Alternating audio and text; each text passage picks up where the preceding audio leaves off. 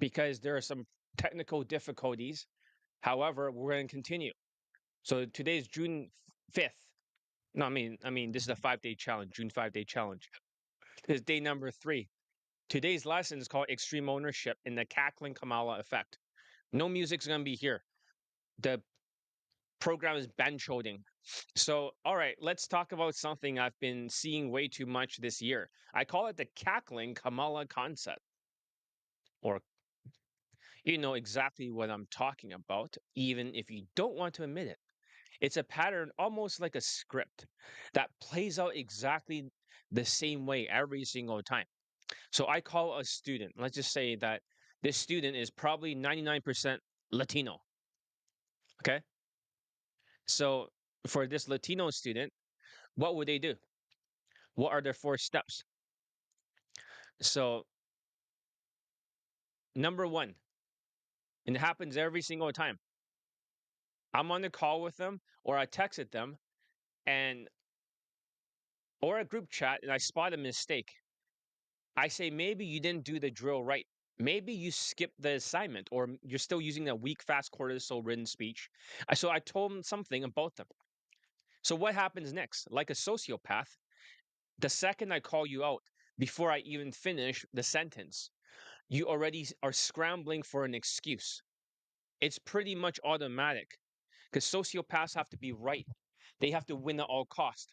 So therefore, they're gonna shift the blame and say like they'll make an excuse.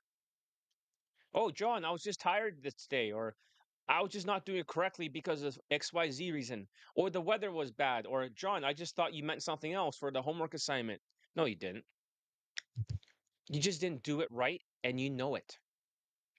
Because sociopaths have to shift blame.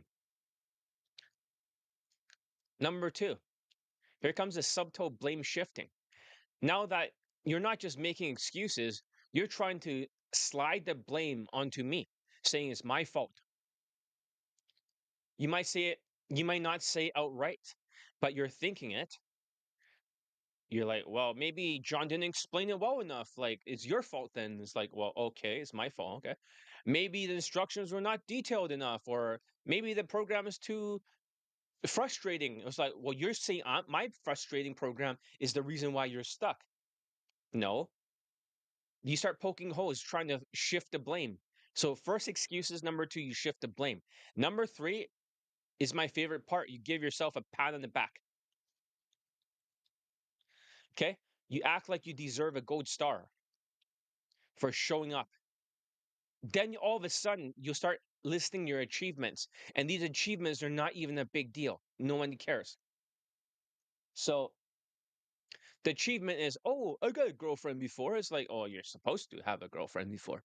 Or I made like $20,000, therefore I'm good enough. It's like, dude, you have like $18,000 of fucking expenses. It's like you made like 2,000 or something, and then you have like no money left, and you're broke as a joke. And they're like, oh yeah, you're right. And then they try to say something else, like I've done this or something like that. Pat on the back. It's like you're special, right? Good for you. But that is to protect their narcissistic personality disorder, your massive ego, because it's under attack. Because you have such low self esteem because you've been losing lately. Too much cortisol means that the winner and loser effect. The more you win, the more testosterone you get. The more you lose, the more cortisol you get. So it starts to wipe out your memory and making you lazy. However, you're just gaslighting yourself. What's step number 4? I call you out again, but I remind you of something with receipts. I say, wait a minute, you just made an excuse that you pulled before. And every time you bring a woman in the car, you pulled. And I show them in a screenshot how he did not fuck her. And just because you maneuver her to a car does not mean there's a pull. And he's like, oh, yeah, now I remember. And he start laughing. Ha ha ha, you're right, John. Ha ha ha ha. Ha ha ha, you're right. Ha ha. Sometimes with the exact audio or I screenshot it, I remind you of what you forget. And then you're like, oh shit, I did make that mistake. And I was like, yeah, you did. So if you made the mistake, then you deserve to be called out. And then what's the next step? Those are the steps, right? So we call this a new concept. I've never seen this before, but it's happening this year a lot. So I call it the cackling Kamala concept. So the cackling Kamala concept. Let me just send this to the group. Join the fucking day 3, right? You poor piece of shit. No, I shouldn't say that.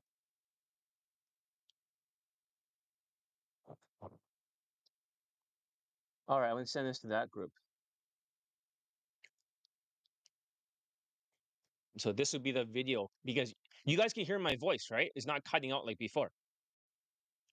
Okay, the audio does sound good. So if you can hear everything I'm saying, when I play music, my audio gets cut out. So there's some kind of error with the program. It's no excuse. I'm responsible because I'm using this program. If it's fucked up, then it's my fault. You see that? Unlike a Latino, I'm not going to shift the blame. It is my fault for using this program. It always is problematic. Before the audio would cut out because the USB cable was broken, right? For this thing. But guess what? I got a new cable. So it should be working. The audio is working. It's not cutting out like before. In the past, it used to cut out every single 15 minutes. But I'm not going to make excuses like a Latino. Does that make sense, guys? So let's see here. Excellent, right? If you can get the ADHD thing, you should do it. But if you don't do it, just start with this one, right? Use it to finish your mindset playlist. So, okay, a person got a supplement for ADHD, which is good in the group. And I think, JP, you met some of the newer students, right? So I'm very surprised he was able to find the supplement. Guys, I'm on the YouTube live right now. I had to restart many times because the audio kept cutting out. So basically, as I'm saying, let me try to forward this video to others because only one person is watching. You met some of the newer students, right? So, where the fuck are you guys? Right? Fuck. I'll send it to the group. Yeah, a lot of people are just absent-minded lately. What's up with that? Like, what the fuck?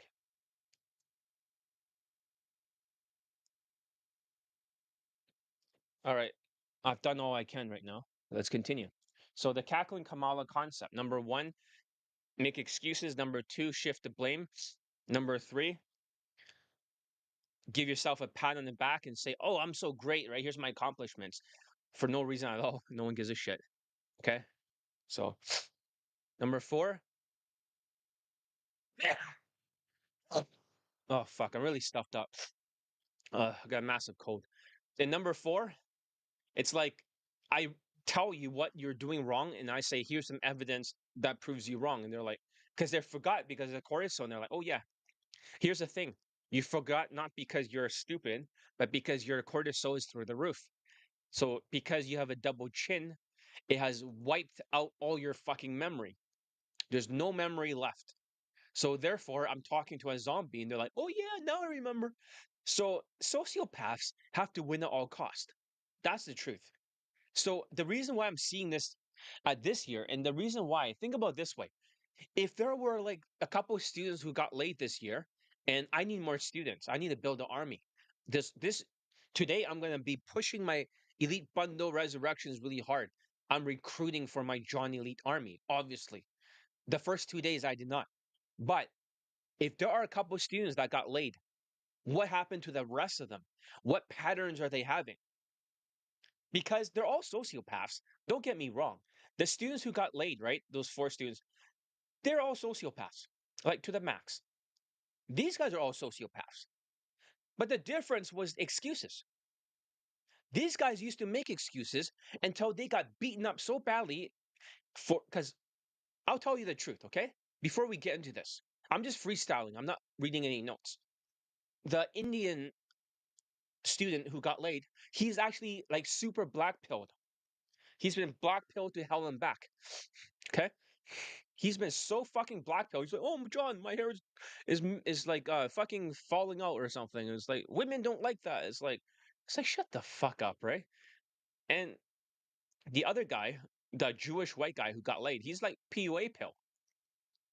He's like massive PUA pill because he's like, oh, shouldn't we just learn more game? And he was stuck when he was learning game. Believe it or not, even for that half white, half Jewish guy, when he focused on game only and not social skills, social calibrations, emotional control, he did not get laid.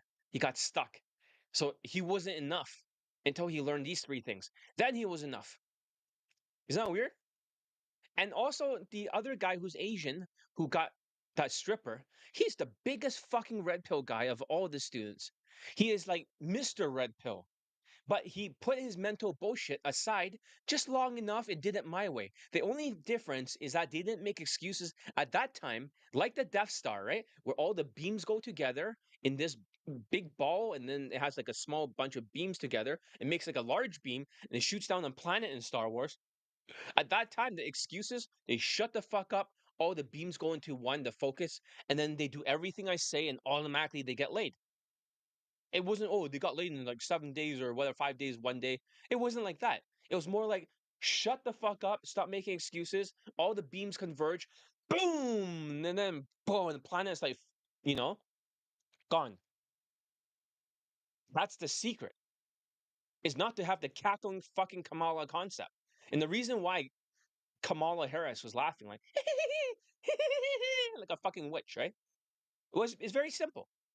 Because she's a sociopath with a narcissistic personality disorder. She's laughing whenever her integrity gets attacked. So she starts cackling.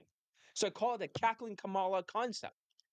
Excuses, shifting the blame, giving yourself a pat on the back. Here's my accomplishments. And then you get reminded of your fuck ups. And I show you evidence. You're like, oh, yeah, I forgot. Of course he forgot. Of course you forgot. It's almost like the students that have a double chin. Whenever I deal with them, I start getting a fucking double chin because that's how they frustrate their life. Another student will start losing their fucking hair. And when I have to deal with their fucking dumbass cortisol zombie behavior, I start losing my fucking hair and it starts getting thinner. And then when I cut them out or ban them, and then all my hair grows back, or the other guys, I get fucking skinnier. Like all the fat that was in my face just goes, just disappears. Does that make sense? It's almost like they frustrate themselves to the point, or else they have no muscle mass. It's all wiped out because of the cortisol. The cortisol wipes out their muscle mass, so therefore they have nothing left, and their whole body is very thin. I'm not saying that affects me directly, but I'm just saying when you deal with a person that is losing their hair, they're double chinned, they're getting older, and they're getting fat with a huge fucking belly, due to cortisol, there are self-induced issues by making fucking excuses and shifting the blame. Today on day 3, we're talking about something different because on day number 2, we're talking about internal beliefs. Internally. This is like them. That's why we talked about this stuff. We never talked about what is going to be shifting the blame.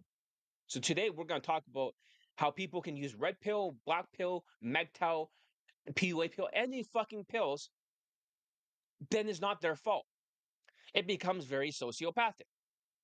Because stress wipes your memory. You literally cannot remember what you did and didn't do that week because you're running on anxiety and excuses. And then the funny thing is, after I call you out, you start laughing like cackling Kamala.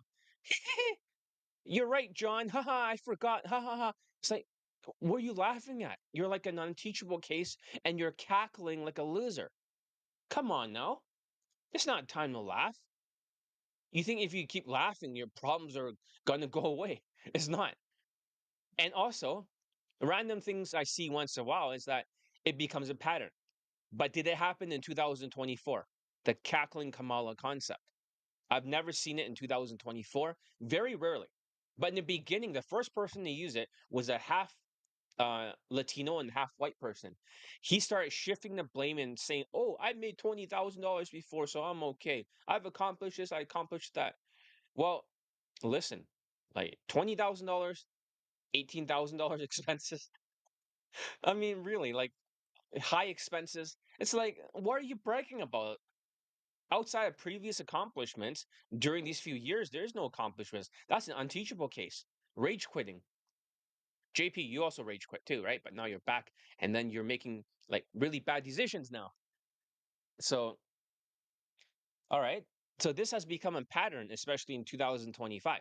It's an epidemic in every single group, right? And I know on WhatsApp, whenever you, JP, or any of the other people start making excuses and turn it into that cackling Kamala, excuses, shifting blame, giving yourself pat on the back, and then you get reminded what your fuck up was, and then you're like, oh yeah. And I send you the screenshot over and over, like 5 times in a row, because they're gonna make 5 fucking excuses in a row. And when they see that it's exactly on the screenshot, and I send them the screenshots today, when they see the screenshot of the cackling Kamala concept, then they're like, oh yeah, I fucked up. Right? And then they start laughing. It's not fucking funny. And this whole group is full of Latinos except for one student who's like not Latino. But yeah, that's a different thing this year because I see in every group, every ethnicity, every age group, it doesn't matter if you're 20 or 40 or Asian or white or rich or broke. Oh shit. Ugh, I got a really bad cold, so I got a box of tissues over there. So I've got a new one over here. So I'll use it in case that, my cold gets too bad. So it doesn't matter, right? Because this is the new default setting for people that don't want to take extreme ownership. And you might be thinking like, well, John, what the hell is extreme ownership? And why is it so important? Today's lesson is about extreme ownership. The difference between people that gets laid, like my students, versus the ones who don't, the ones who takes my coaching, but then they're like unteachable cases, is extreme ownership. So if you guys have any questions, go ahead and ask. Let me switch over here to questions, right? Mark all questions with the word question so I can answer it. All right. So what's extreme ownership? You think you're unique, you think your excuses are special, and but I've heard them all, right? I could write a script, hand to you, and you follow it word for word without even knowing it. Let's be honest. Every time you go through this cycle of sociopathy, you're digging yourself into a deeper hole. Every time you shift the blame, you put yourself on you pat yourself on the back like, "Congratulations." You laugh it off and you forget what you did when you're called out. You're making it harder to actually get laid for Daygame with my coaching. You're training your brain to dodge responsibility. You're teaching yourself to avoid growth, and that's a bad thing. So, let me see. Give it a thumbs up. It can help the algorithm. So far, only like a couple people view this. Okay, don't shift blame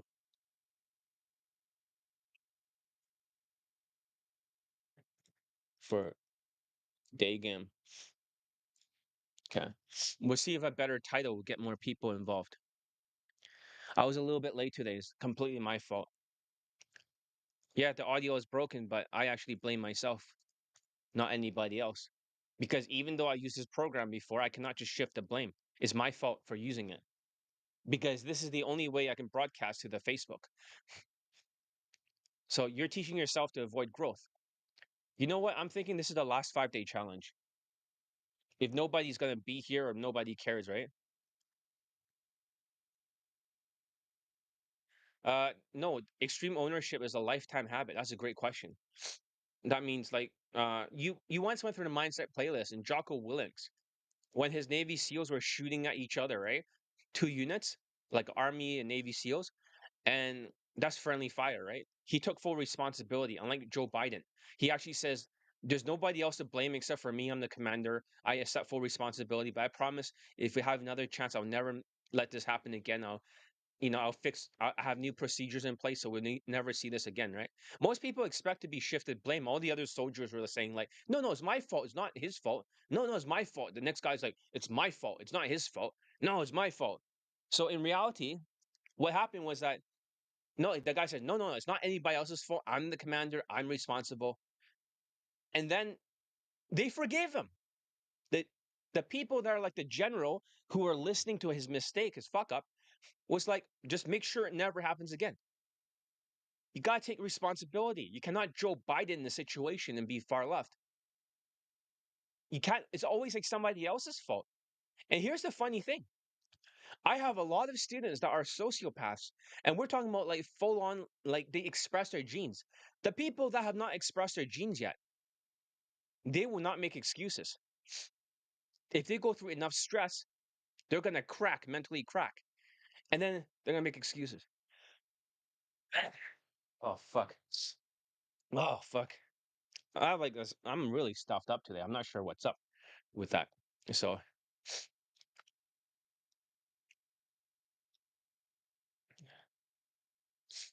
okay.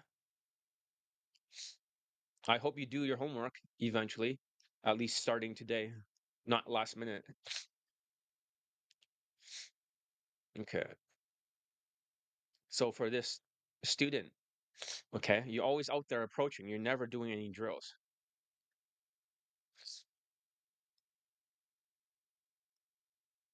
We're gonna kick somebody out of this group right now, right? You guys want to be disrespectful? Let's fucking get rid of somebody. If you guys don't give a shit about my 5 day challenge, this will be the last fucking 5 day challenge. Fuck you all. All right, like somebody's getting kicked out right here. Okay, who's out? Who's in the fucking shit? Let's see here. Let's see here. Somebody has to go. I'm gonna kick out this Asian guy. There it is. All right. All right. I removed the person who is an engineer who lost his job recently and shifted blame. Who else wants to fucking go? Who wants to join my 5 day challenge now? If not, we're gonna kick out even more until everybody's out of this fucking group. So yeah, that's kind of fucked up. There's so few people looking at this, right? It's still the same 3 people. It's like, I don't know, like, are you guys like fucking poor sewer rats or something? You cannot afford to actually pay attention? Like, you're worried there's gonna be a fucking recession coming? That's fucking stupid. Like, what the fuck is wrong with these people? Like, seriously. Oh, don't call us sewer rats. Well, what are you acting like? I mean, come on now.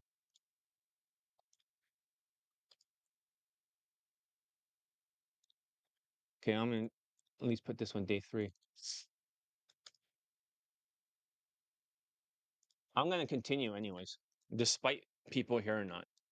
I'm just gonna post this as the main one. I have a lot to say about this topic. I'm gonna get through it no matter what. So let's kick out one more person. Okay.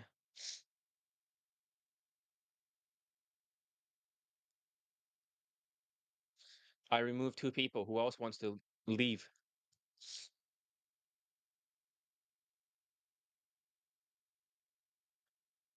All right. If they don't join here, I'm gonna expel everyone out of that WhatsApp group. I'm just tired of poor people, you know, with excuses. Why are people not here? Maybe I should change the title again.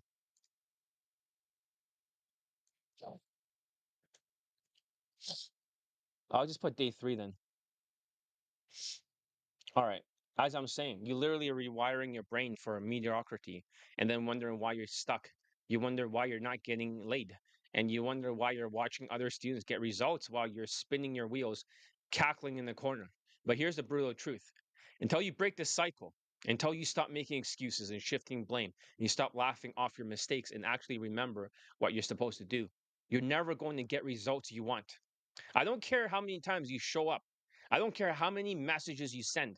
If you're living in the cackling Kamala cycle, you're just not wasting time. So next time I call you out, don't make fucking excuses. Don't try to blame me. And don't give yourself a pat on the back for the bare minimum and laugh it off. Just own it, fix it. And remember, next time, This is how you break the cycle. That that's how you actually get laid. Otherwise, keep cackling. But don't be surprised when nothing changes in your life. Any questions, right, about that so far? So cackling Kamala concept. It happens every single time. If I had a nickel for how many times I've sent this to other people, right? I have a shitload of nickels. Maybe I have not actually posted in the here yet on the video section. Okay. Where the fuck are you? Right? Yeah, maybe that's the problem. I've not technically posted yet in that section. Give it a thumbs up if you can. That'll be helpful for the algorithm. So we're talking about external beliefs today. I'm going to talk about how you should not shift blame externally.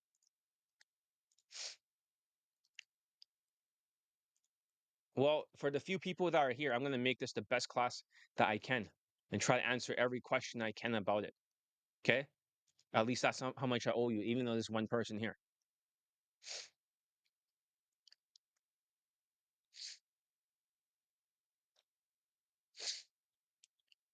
I just kicked out 2 people for not going on the stream on the other group. I'm going to kick out somebody here.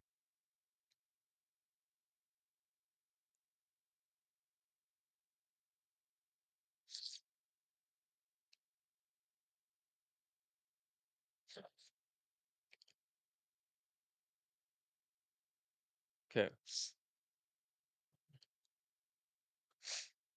I'm going to kick out somebody from here, right? For not showing up and not giving a fuck. I got to downsize the losers. Let's see here. Who should I kick out?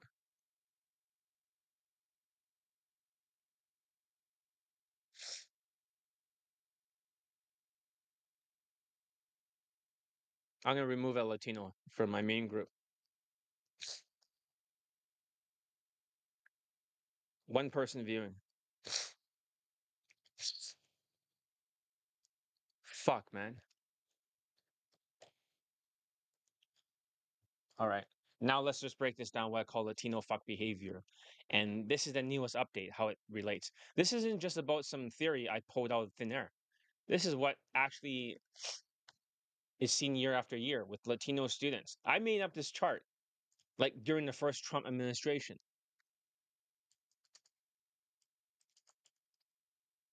Don't blame female nature. Should I just stop the? Oh, good thing you're here. I was just about to kick everyone out and just stop the stream.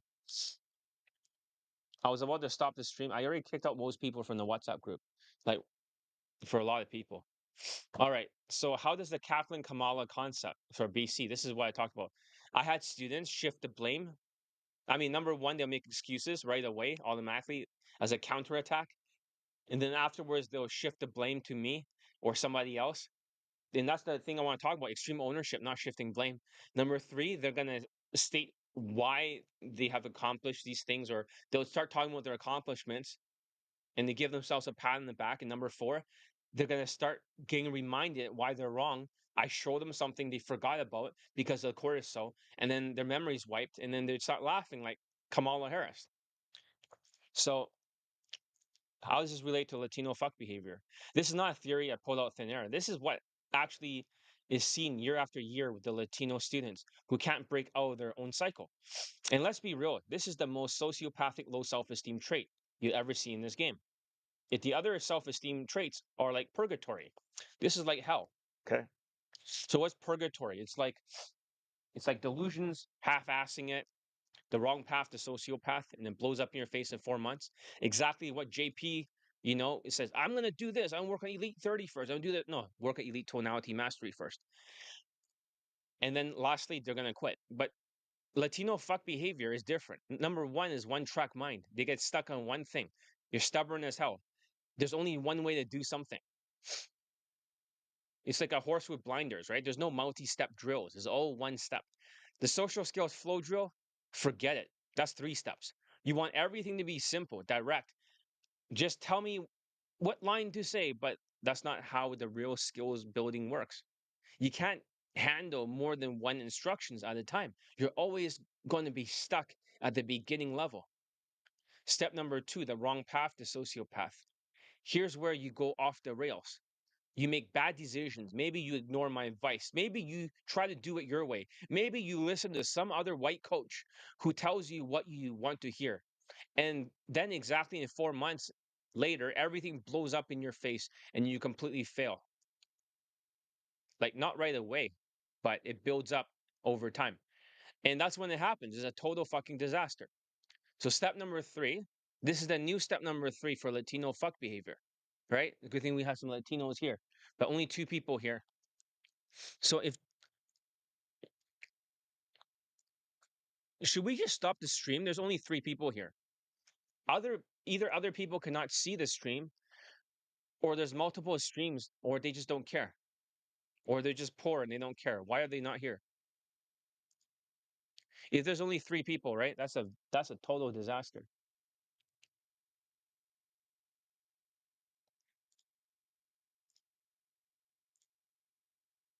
I'm gonna start kicking out some more people from my um, group over here. Let me see who needs to be kicked out of the Facebook, right?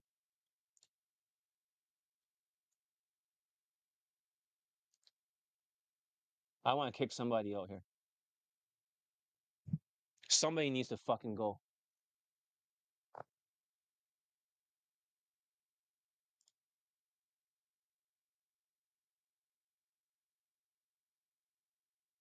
I'm not sure. And somebody needs to be kicked out of the inner circle. I feel like because they don't care. All right. Step number three. Now, new Kaplan Kamala concept, right? Replaces step number three. Step number three used to be Latinos used to have a meltdown. But this is the new step number three, making excuses, shifting blame, giving yourself a pat on the back, stating your accomplishments, and then getting reminded of what your mistakes are. You start laughing like Kamala Harris. And that's the problem. You cackle, you deflect, you act like it's funny that you messed up. Like, haha, it's so funny.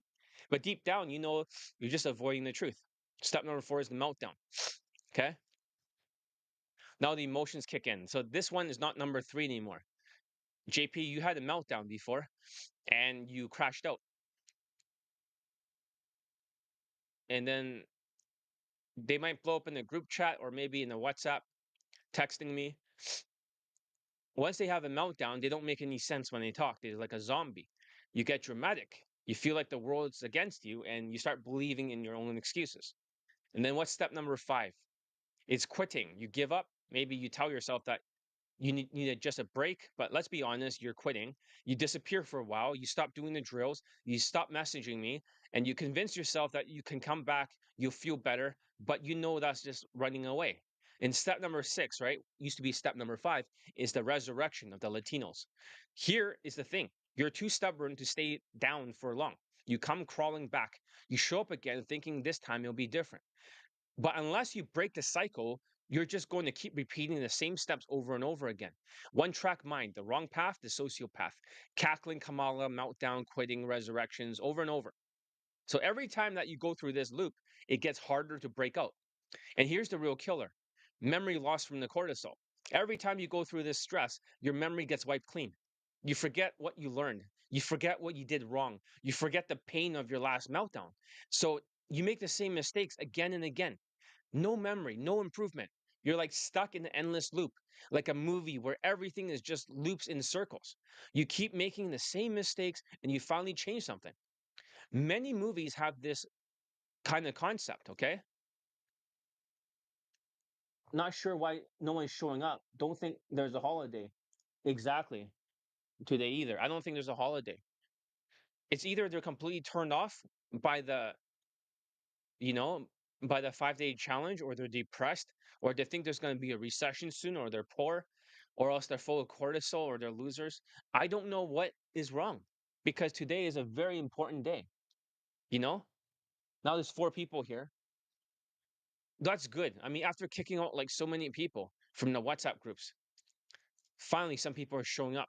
So, what movies have this trait, right? That it's like a time loop, it repeats over and over. The same mistakes happen. So there are four movies that I can talk about. So the Latino fuck behavior is like these four movies. There was a movie called Donnie Darko. I'm not sure if you guys remember. It's a really old movie. It's probably from my generation, right? It is Juneteenth in the United States. What the hell does that even mean? Are people actually celebrating it?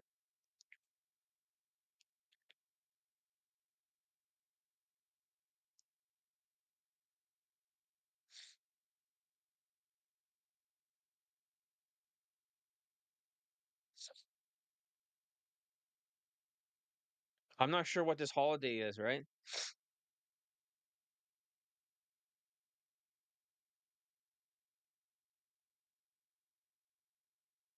Trump ignores Juneteenth holiday. He claims, yeah, Trump does not believe in Juneteenth holiday, apparently. Um, let's see, what is it?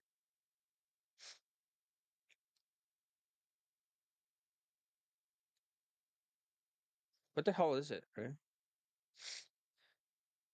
Is this like a Biden holiday or something that he invented? Or is this like something you guys celebrate? So, whatever the holiday is, let's continue. Many movies had this. Donnie Darko always repeats it and it goes back to like square one and then he gets rebooted. The second movie is called Groundhog Day. He kept reliving his life, waking up and doing the same things over and over until he fixed it. The third movie is called Source Code. So I think it's the same actor as Donnie Darko. Source Code is a movie where a bunch of fucking terrorists they blow up this train and then it keeps repeating over and over. Then he gets rebooted back into the body. He sees the same people, the same events. He starts trying to change things around. It keeps blowing up. And then eventually he keeps making enough changes. And then he was able to escape from there and start a new world. So that's like the movie. That's the concept of it. That's what you guys are going through over and over. But I want you guys to win. I'm giving you all the clues to win. You have to use the 640 concept. You got to watch every video 6 times when you're learning. So, JP, I want you to watch every Elite Tonality Mastery video 6 times. I'm not sure if you've done it already, but that should be like your homework assignments. Exactly. Those movies are trippy. But you can see when you look in the WhatsApp group, with most of the like the Latinos, right? They're always taking breaks and not getting anything done and just repeating the same traits. It might slow you all down by watching how slow the other guys are. You know what? We should kick out another Latino from the group. We should kick out one more student here who doesn't do anything. Yeah, I'm just gonna kick out right now in the group. Where is he? This new Latino student who does next to nothing. It takes like 2 weeks just to respond. And he still pays me. But I kicked him out. All right. Mr. M, you're kicked out. All right, let's continue. And then you must make a video calling yourself out for your mistakes and listen to it 40 times. There's no other way to get this through your head. There really isn't. If you don't interrupt this cycle, you're never going to get real results. You know, it's kind of funny. I'm trying to recruit for more students so I can get more late testimonials. If 5 day challenge, the first one has gotten me a student late, and then the next one got another student late, or maybe two students, I'm hoping this one gets three students, but they don't want to fucking listen. It's like, well, how the fuck am I supposed to change the world unless I get new students and not fucking sewer rats? Then that's how I need more fucking late testimonials. That's the way to do it. Follow the fucking instructions. Fuck. I watched three times, right? But I rewatched start from scratch while the mindset playlist I watched at the stream. Yeah, 3 times is not enough, and you don't remember anything because you didn't follow the instructions exactly 6 times. You crashed out because you fell, right? And you got physically injured. Can you finish the mindset playlist by the end of tonight? I want you to do you remember what the mistake was? You had so many different colors, right? For every single time you're supposed to add something to the mindset playlist, right? At the end of it, you have to write in a different color, right? When the mindsets crash. And most of the things you're talking about, which is wrong, because you're talking about, I need to get started on something, right? You never talk about finishing or accomplishing. Does that make sense? You're not like a high ticket closer. You're more like a salesman that just takes massive action. You're not like a closing mentality. I want you to update, okay, JP, with the closing mentality for the mindset playlist. You got to get it done. You got to get it done fast. You got to speed run through it. You got to do it fast. You got to accomplish it. That's what you need. Because if I made this into a text to speech audio, right, and you listen to it, then when you listen to it, you're like, you're just getting started. This is not just some starting course. This is a finisher course. The more you guys, I have 665 latent post testimonials, lots of finishers. We don't need like starters. We need finishers. So, anyways, as I was saying, that you always be the guy who almost made it but never broke through. And that's the truth that most coaches won't tell you. But I will because I actually want you to win. And before we dive deeper into specific, let's talk about really what really goes on in this blame game operating system. So this is how it works, okay? I'm going to be real with you. I've seen a lot of shit when I taught a lot of students. I had students that are red pill, black pill, MGTOW, PUA pill, Asian masculinity, you name it, I've seen it.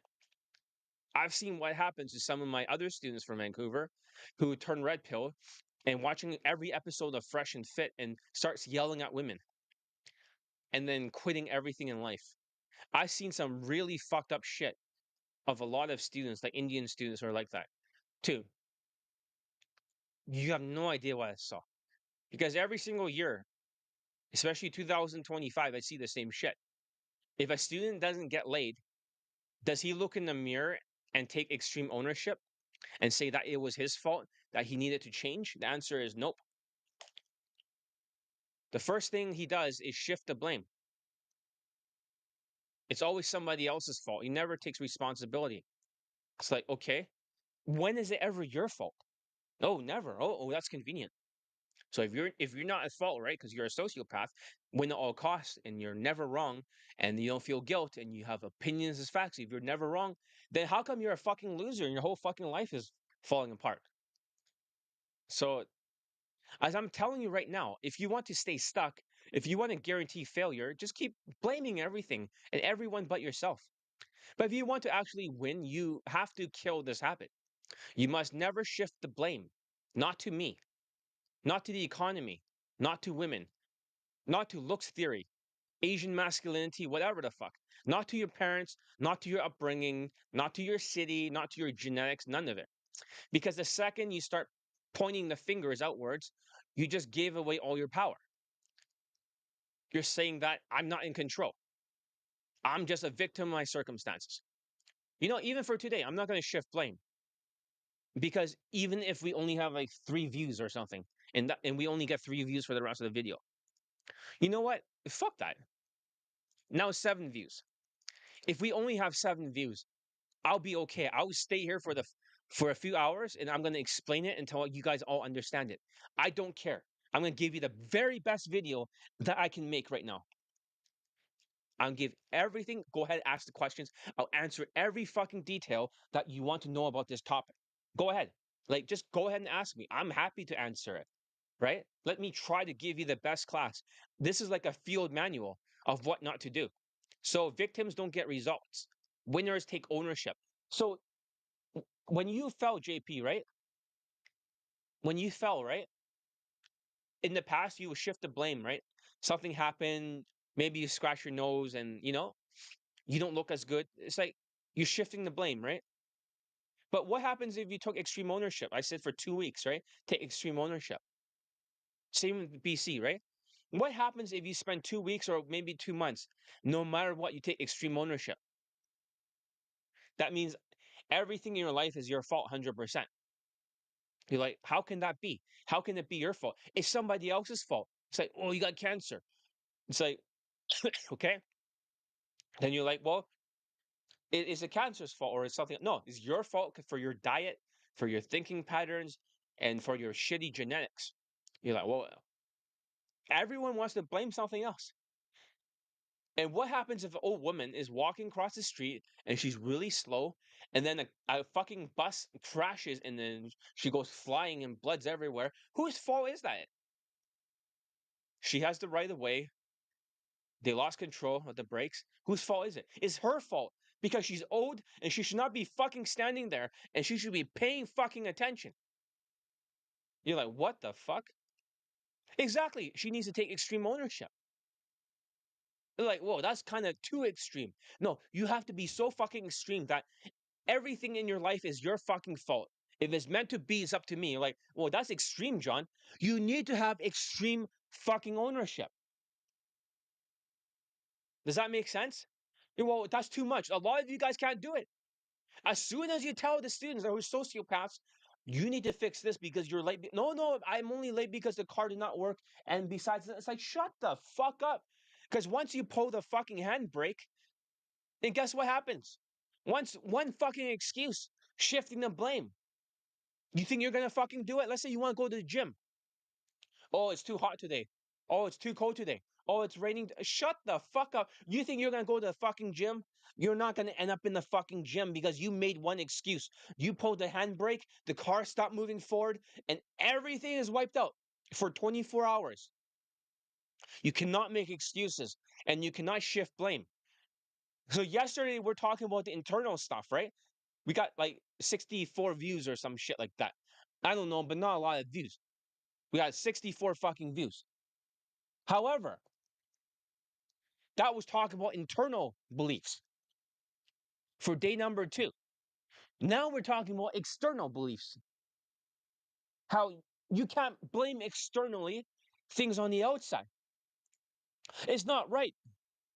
It's like Elliot Rogers blaming women because he wasn't good looking enough, not Chad enough. You know, that's fucking stupid. It's like Fresh and Fit blaming female nature. Shut the fuck up. Or else, like fucking poor people is, oh, I can't afford your coaching. It's the economy. always, it's always somebody else's fault. But there are many people that invested. JP invested. BC cannot afford it. Not that he'll be allowed to. But other people invested. You know, you got to invest in yourself. Even this other guy going to the beach, this other white guy, and he's always like, he's so busy approaching, he's not even taking responsibility to do the drills and mindset stuff. It's like he's trying to chase pussy and blame women that is his looks. But he's a good looking guy. So how can it be the looks if that guy is tall and good looking? Doesn't make any fucking sense, does it? The blame shifting that happens. It's like, I know you probably don't want to hear me make an excuse, but and then they'll tell me what their excuse is, and I'm the one who's at fault. No, I'm the world's best day game coach. I'm not the one at fault. I'm the one who gets people laid. If that's the case, how is it my fault? It's like this is the best fucking system for day game. You have to be the best fucking student. If you're not the best fucking student, then you're a fucking loser. I want to be very direct. Do you guys want to shift blame and be a fucking loser your whole life and be fucking slow? Yeah, I was late today and the microphone was not working when you play music in the background. But I could say that's not my fault. I'm only late because no, I'm late because I fucked up. I take full responsibility. I apologize. I fucked up. And you're like, whoa, that's you actually apologize. I apologize for being late. I fucked up, fucked the microphone and whatever program. I could blame the fucking program. This program, I don't even know what it's called. It's called Restream or some shit like that, right? Some bench holding stream. But at least they'll play in the fucking Facebook, right? So they can see the video. But am I going to shift the blame to somebody else? No. It's all my fault. Well, isn't it Restream's fault? It's not fucking Restream's fault. How is it Restream's fucking fault? It's not. It's my fault. I can't blame anyone else. Why should I blame somebody else? Does that make sense? I know this seems like an extreme mindset, but you need to be very ruthlessly extreme that you don't shift the fucking blame. Does that make sense? Okay, there's 2 videos over here. It's confusing. I'm not even sure which one is like the existing one. I'm looking at Facebook to see which is the newest video, right? I don't even fucking know. There's like two of them. Okay, this one's live, this one's not. So I'm just gonna delete this one. They both have the same hair, right? The new hair. I'm assuming this one's older. I hope I don't delete the wrong one. I really hope I did not delete the wrong one. Okay. Let me share this one to the inner circle. Oh shit, something went wrong, right? I deleted it. Oh, I fucked up again. Oh no, no, no, I fucked up. You see that? No, this one says live. Let me see if I can share it. Group, our inner circle. Um, everyone who is not joining is banned, right? For life. All right.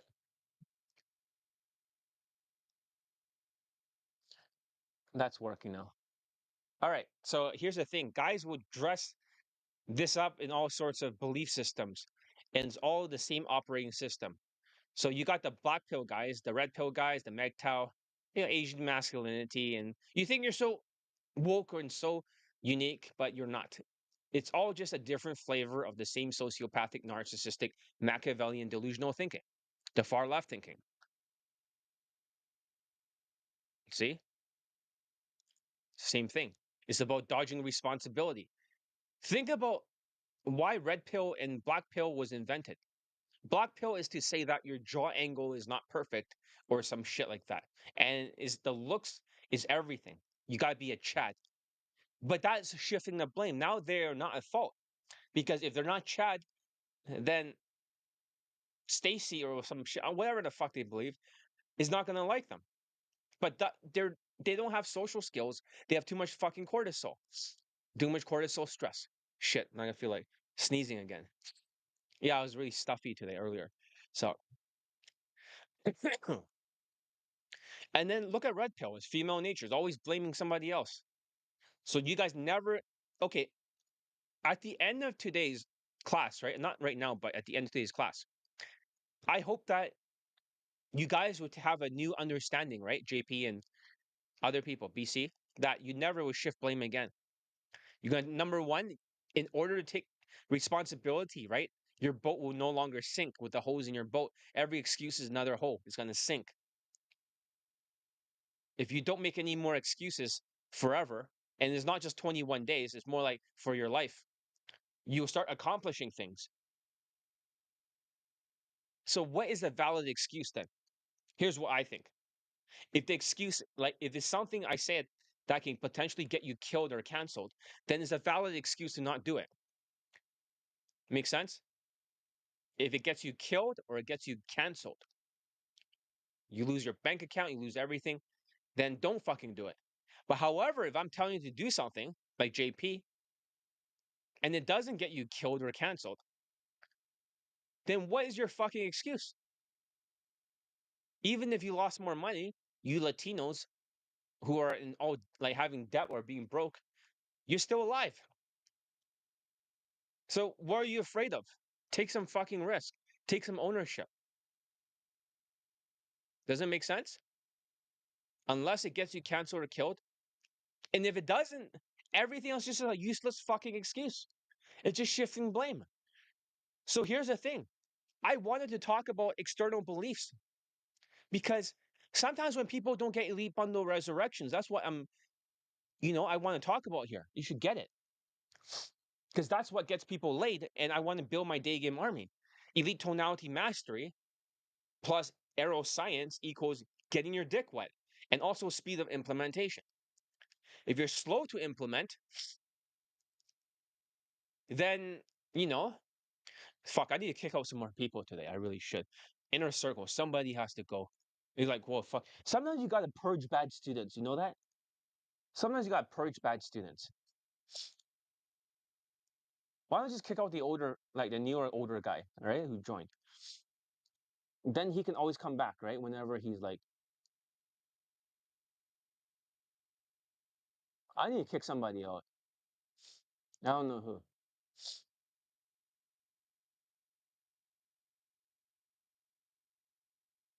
See, lifetime membership. This guy now.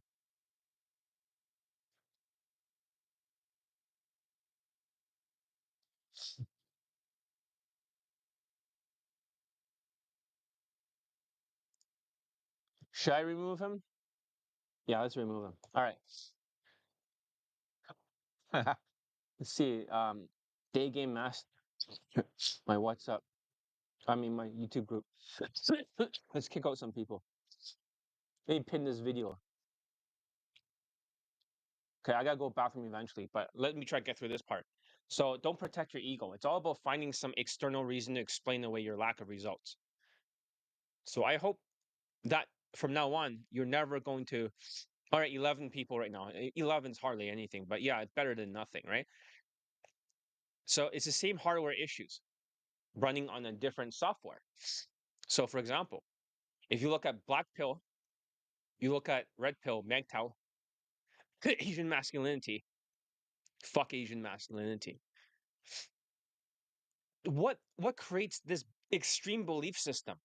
Because Asian masculinity believes that you don't get results in the Asian because you don't have muscles and you're not masculine enough. What the fuck are they talking about? Right? Oh, fuck. What are they talking about? Well, ABCs are not even getting anyone laid for the Asians in the United States. So if that's the case and they're not getting those people laid, then how is masculinity and muscle maxing helping it? It's not. It's an excuse because because Asians don't have any fucking social skills. They're socially retarded and they have no emotional intelligence. They can't feel emotions. They're just narcissists. The fucking Chinese are narcissistic people. And that's the thing. So that means all these people have the same mindsets. They have the same traits. They all have to win at all costs, even if it means lying to themselves or others to protect their narcissism. They never apologize even when they're dead wrong. They'll go on the attack, especially if you point out their mistakes, and they'll shift the blame with cackling Kamala. For those of you who are looking at this now, and I was talking about earlier, cackling Kamala is basically as soon as I call you out on your mistake, you first of all immediately you make an excuse. Then you'll shift the blame where it's my fault or somebody else, and then you'll start to list all your accomplishments, why you have enough value. And then I call you out how you fucked up and I show you a screenshot. You said this and you did not do it. And they're like, oh, yeah, now I remember. It means they have no memory.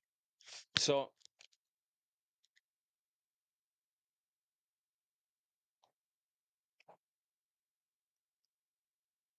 because you weren't doing anything, you were not responding at all for 2 days. You see that? Now, Lo, you have a short fuse, right? Oh, watch this. This guy's doing a cackling Kamala right now. Watch, watch.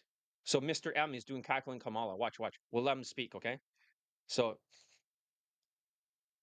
order place, thanks, okay? So he's going to shift the blame to me. Watch it.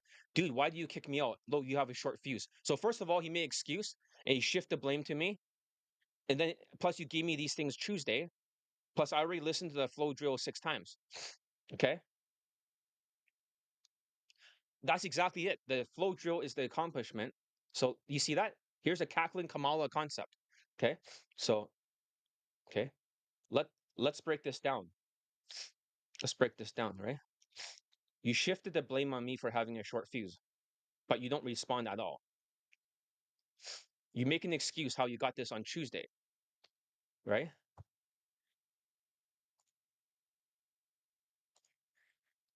It's already Thursday and you just bought it right now, right? How did I know you bought it before if you can get the screenshot? Plus, right now you're listing your accomplishments, right? You're saying that you listened to that social skills flow drill thing 6 times.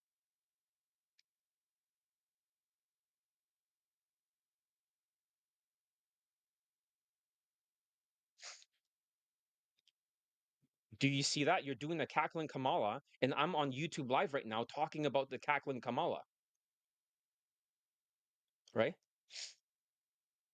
I know money does not grow on trees, but it is your responsibility to take extreme ownership, right?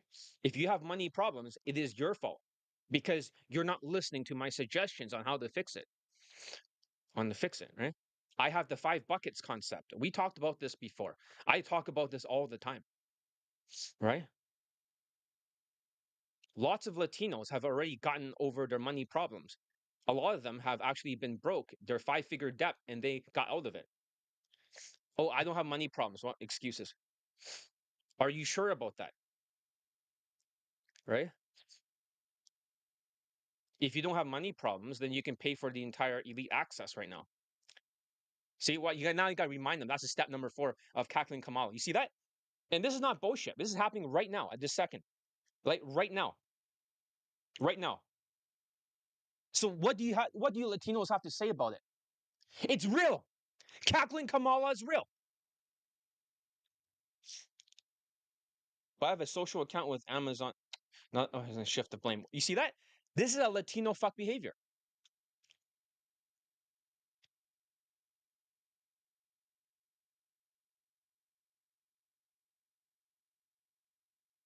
You think I was making this stuff up?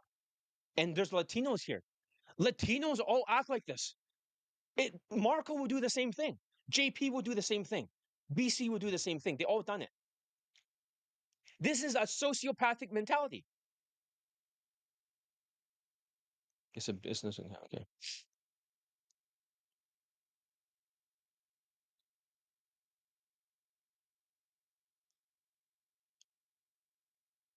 Yeah, I have a social account with Amazon, but wait for it to arrive. Money is 2-day transit business account.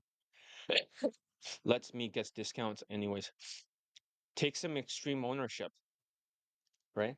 Have you finished your mindset playlist? I'm gonna make you update it. JP has not finished it. You bought all this stuff right now because you had to, in order to prove a point to shift the blame.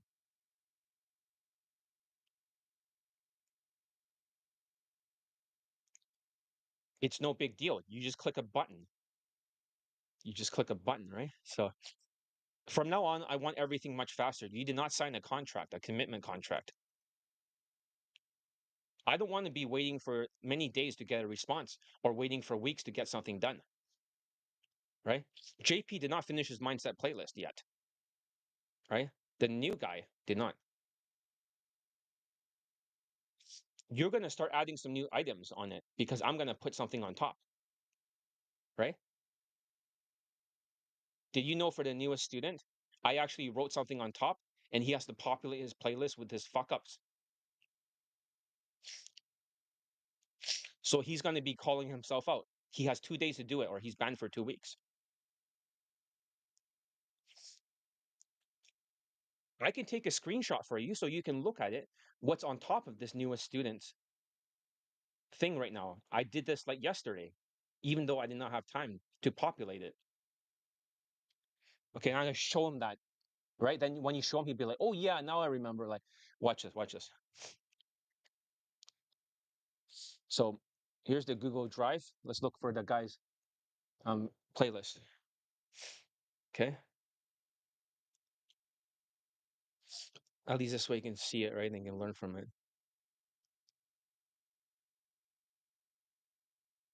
So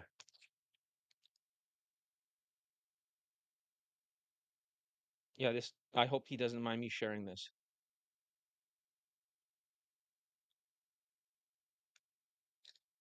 Okay.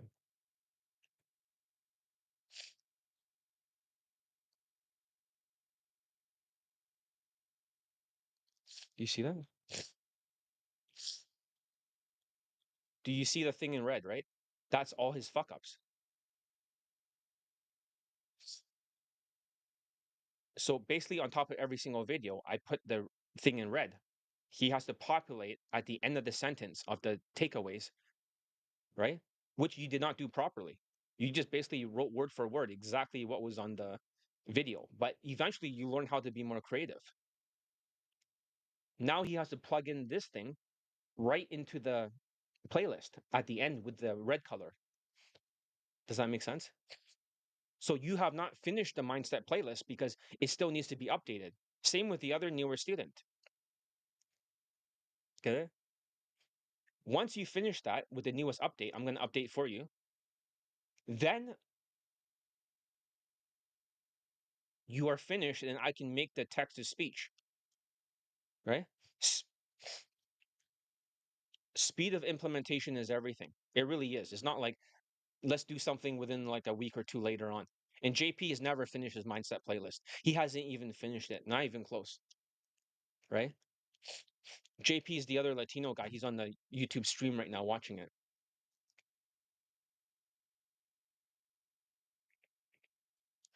Watching it, right? If you know what the mindset, okay? If you know exactly what the social skills flow drill is, can you tell me what you have learned? At least I can quiz you and check, right? So what are the three main steps of the social skills flow drill? Let's see if he's done it. I can't believe we captured this on air. It's just like literally happening in front of everyone. So what is the social skills flow drill? Three steps. The playlist still needs to be updated, right? You've only done the first phase.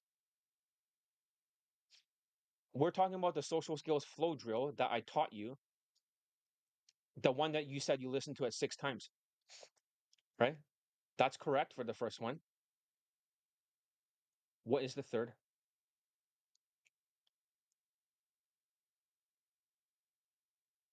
What type of questions?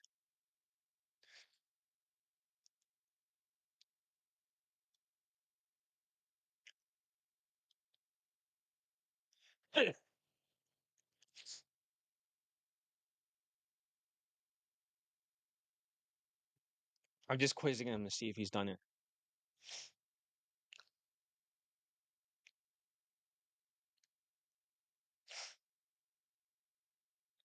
No. This type of questions right here. You still need to get your attention better, right? So you need to get the alpha GPC, the same as the new student, right? Eventually it's going to arrive. So yeah, so this is a big secret for you guys who are still here. My students for ADHD, they all take alpha GPC. So this is the big gold nugget for everyone. Most people will not get this during the replay. I'll cut it out. But alpha GPC has been every single 5-day challenge. I tell you what secret supplement is alpha GPC. That's how you deal with ADHD. Okay.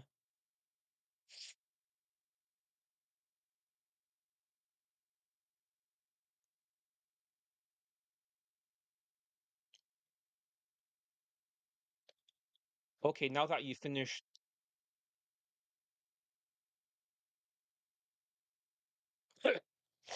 you're gonna start doing some drills, right? How fast would this get done?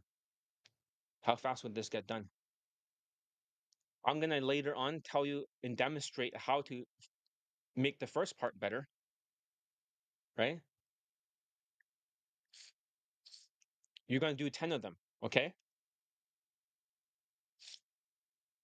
We're gonna get the timing right and the type of like, okay? But I want this done fast. I don't want it to take like 6 days or something, right? I know you're very busy, but at the same time, you have two jobs. I know. But sometimes you need to make this into a higher priority, right? Sometimes with ADHD, right, it occupies your mind like the RAM in your computer, right? It can be completely overloaded with two jobs, right? But it is still an ADHD trait. With time management and also making this a higher priority, you can get these things done a lot faster. And the alpha GPC will play a great role in helping you. But you must make a decision that you move the priority up. This is not the last thing. Otherwise, you're not going to make huge improvements and you're going to have a lot of delays. right? So later tonight, when I finish the 5-day challenge, how long is it going to take for the next assignment? Normally, I'm not supposed to train you because you did not sign a contract, right? But let's say, for example, I demonstrate it. How long is your homework assignment going to take? Is it going to be 4 days, 5 days, or is it going to be like 1 or 2 days? If you can make 1 or 2 more days, I can start teaching you more stuff right away, right? You just have to listen to it 6 times and just try your best to do it. Even if you mess up, we can always tweak it. I'll move you back to the group when the next assignment is being done faster, right?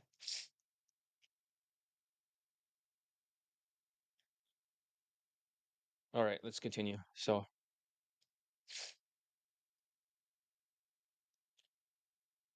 dude, I remove like so many people, not just you. I literally remove people from like every WhatsApp group and even like the Facebook groups. Like, it's like sometimes I have like a yeah, sometimes I have a giant purge. Whenever there's bad students, I'll purge like a lot of people. It's like the great leap forward. Whenever you have bad mindsets everywhere, it affects my state of mind. So usually when you see me like I'm chubby or sometimes when my neck becomes like sometimes it's like that. I'm dealing with very slow students. They really take a toll on my mental health. So I don't like having slow students. That's all I'm saying. And if he wants to blame me for having a short fuse, well, waiting for 6 fucking days for a homework assignment is not a short fuse. And that's when the cackling Kamala concept happens. You remind them that the homework assignment takes 6 days to do.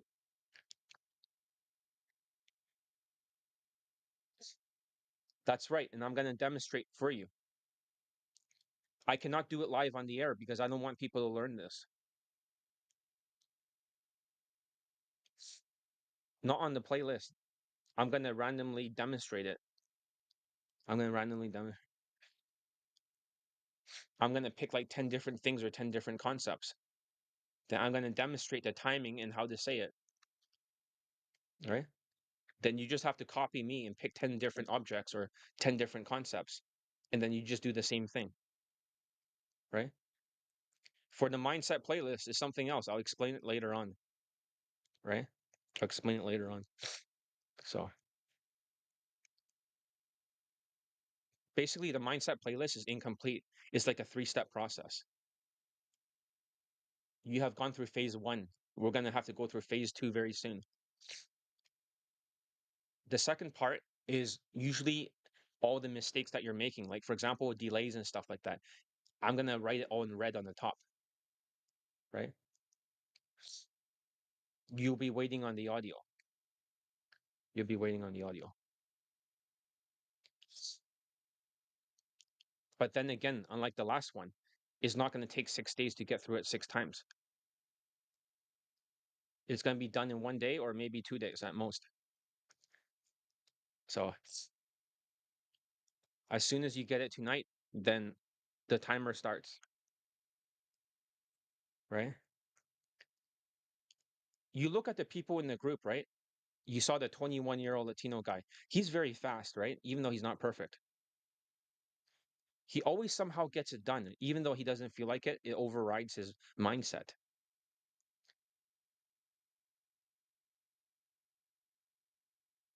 It is not fast. Faster than Marco, for sure. JP has not finished. He's not a star pupil. He just has enough value and enough looks, right? And he just vibes it. He cannot actually do most of the steps properly, but he still ends up getting laid whenever he attends my inner circle and does the homework assignments. He's like one of those people, right? He just practiced it, but he cannot do it properly. He does it halfway and he still gets laid. But because of Donald Trump, right? He's back twice due to ICE, right? It lowered the Latino natural status. He used to be 7 out of 10. Now he's like 5 out of 10, and he's fucked because he has no skills. Does that make sense? He's just below the line now. And also because of the emotions, because of the inflation, right? The loser effect. Since he's broke as a joke, like most of the other Latinos, they're usually paycheck to paycheck because of ADHD. They cannot focus. He was a superstar. He's a has been,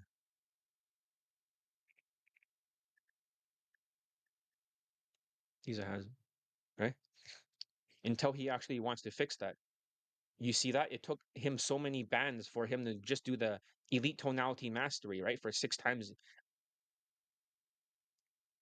Every video, he has to go through it 6 times. But you know how hard it was? He barely can do anything more than 3 times before. I literally had this punch card, and it always ends at number 3, so I banned him for a month. That guy's a fucking ADHD zombie, right? He's so forgetful because his memory is wiped out because he's losing all the time. He forgets to even take his supplements for ADHD. He forgets.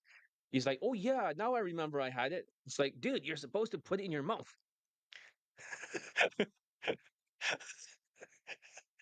He can't remember. It's like, dude, pop in mouth, put drink water. It's like he can't remember. It's like he's really fucked.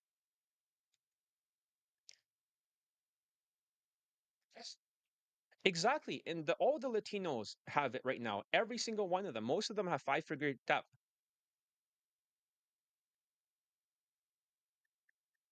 right? And other people like Marco is paycheck to paycheck, but almost all of them have five-figure debt, right? Just some of them is just broke, but none of them are in the positive. Latinos have very big ADHD, right?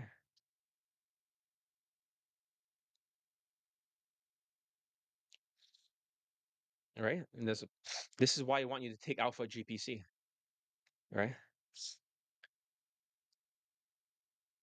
The people in the WhatsApp group, right? All of them have ADHD. So it's it's undiagnosed, right? But it can wreak havoc because if you feel like depressed, you'll spend a lot of money. You always have to do something to reduce the depression, but that depression is caused by the lack of focus.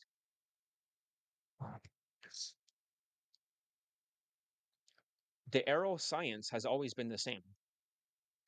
It's always been the same. So, but instead of worrying about that, right? Worry about the basics first. The most important thing you need to work on right now is to get the supplementation, and you can see the speed of implementation. We can almost see every student there, right? There's one student there that's not Latino. He's white, but he's like half white. He's a half minority. He just looks white. But all of them, right? You can almost tell how long do they take to do something. We can mark it down on a chart. The ones who does it faster, right, with less delays, speed of implementation, they're the first ones to get results. So if Marco disappears after 3 days, right, in the past, now he's doing it like daily because he's banned because I kicked out the other Indian guy. That guy also got laid before. I kicked him out just recently. And then he's wondering why is his classmate gone. And I was like, because I fucking expelled him. Now Marco, knowing that could happen to him, is doing exactly what I'm telling him, but he does the minimum. He's half-assing it. Does that make sense? But at least he's doing it. He's gone past day 3 at least, right?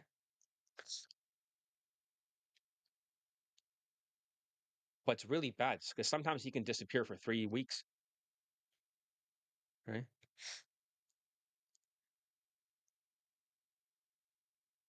The supplements will help you for the one about depression, right? That one, if you feel depressed or you may not feel it, but it actually will make you spend more money trying to reduce it, whether it's stress eating or maybe it's buying something expensive to deal with the depression. Mm, The 21 days is more like habits. It takes 21 days for the brain for neural pathways to assimilate, right? It's not really about exactly 21 days, but the people with ADHD cannot sustain it more than like 3 days or maybe two, and then they take a lot of breaks, right? I have another student who's Asian. His whole memory is completely wiped out. He's taking ADHD drugs, but it does not work. That's why I say take the alpha GPC with it. He got laid when he did that. And then he forgot to take it. And then now he has no memory. He's completely wiped out every single day afterwards. He almost lost his job.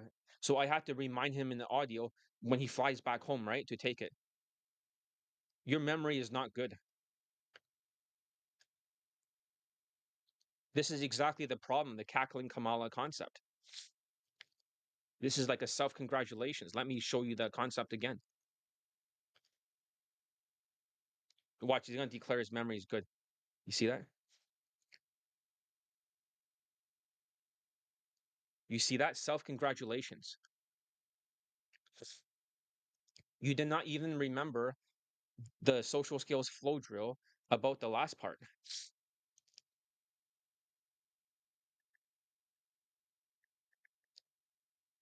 right? And now he's going to be like, oh, yeah, you were right, right? Um, this is live, but on the program called Restream for a fitness channel. So I'm just talking with a student right now. So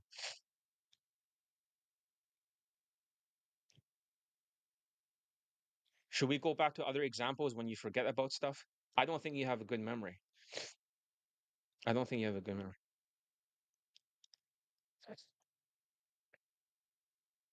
I think it could be so much better. I think it could be so much better.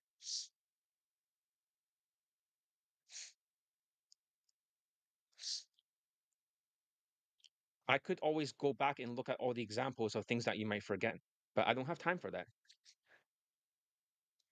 Why don't you accept that cortisol will wipe out your memory? Right? Do you want me to find proof of that?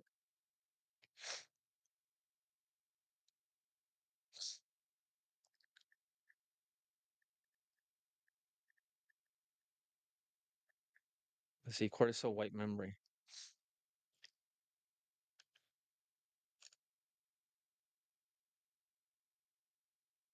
Okay.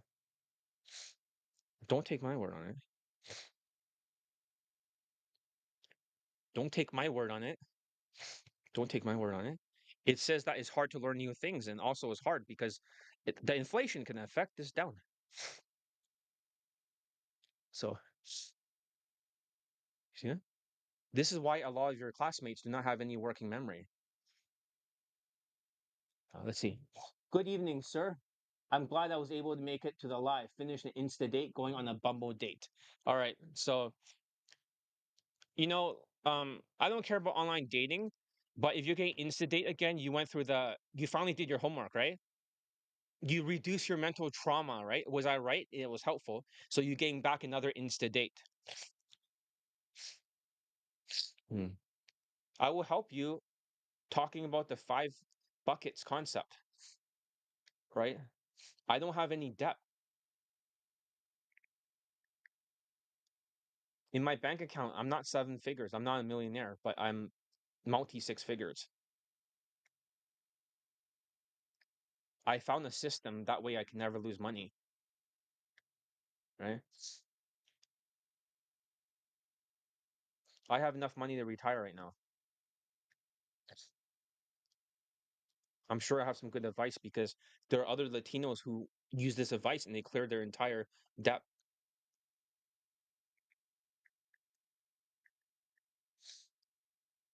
So I learned it from another guy who made $100 million. He had this 5 buckets concept. It saved my fucking business. But people don't listen to it. Another black student right now, or former black student, he fucking ignored me. He started inventing his own steps. Then he starts making suggestions I should listen to these other people. And then he's losing more money. He only has like $2,000 left. That's his entire life savings. That's really ridiculous. Let's see. I'll start the homework assignment the earliest possible opportunity. All right. So basically, no, but are you happy that you're back to having the instant dates? The darker version of you has been exercised out because the mental trauma makes you like less cortisol in the face. So you guys start just following like the mindset, you finish the mindset playlist. After that, take your supplements, right? And if you need your ADHD drug, if you don't need it, Alpha GPC will take care of everything. I don't mind sharing Alpha GPC with you guys. It's top secret, but I'm gonna share you. That's a big secret. I take Alpha GPC like almost every 2 days. How do you think I get so much shit done? You know how long is it to write the script for this thing? It's like 6,000 to 8,000 words. I've written like fucking 5 scripts in 2 days. It's a lot of work, man. Plus, I had to do a bunch of other things. It's not human. The only way I can get this shit done is taking Alpha GPC. So I'll wait for the audio. Yes. Right. And eventually you'll work on the mindset playlist. I'll be updating it for phase 2. Right. Unless you want me to get it done right now in front of everyone. I can start to write the stuff in red.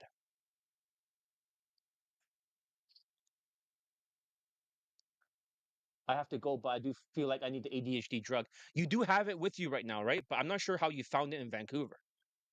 You know, I didn't think they sell it there. I thought it was only on Amazon, but I'm very surprised you actually have it.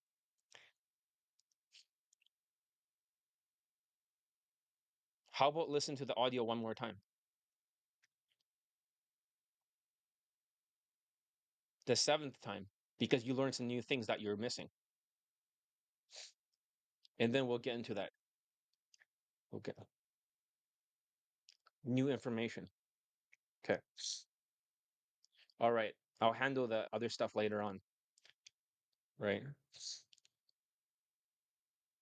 And when this is done, right, we'll do the mindset playlist and I'll move you back into the group. But don't forget, if people are not moving fast in the group, right, it also affects the other students. It's almost like root rotting, right? If you overwater a plant, let's say with cortisol, right, the oxygen will get suffocated and then it'll start to rot and then it'll affect the other ones around it. So if somebody in the group is going slower, other people will go slower, right? Does that make sense? If you all go fast, right, you're going to all affect each other. If I could get everyone moving as fast as possible, like an army, I could literally get you guys to the next step right away, all of you, right? You all work like a cohesive army. So, all right, we'll deal with this later. I got pee eventually, but is it advisable to cycle the Alpha GPC? Um, I would take it before you have to do some big activity, right? So we'll talk soon, right? So, for example, if he has to do a mindset playlist or learn like the audio or something, I would take it like 20 minutes before an activity. So you're gonna do the mindset playlist.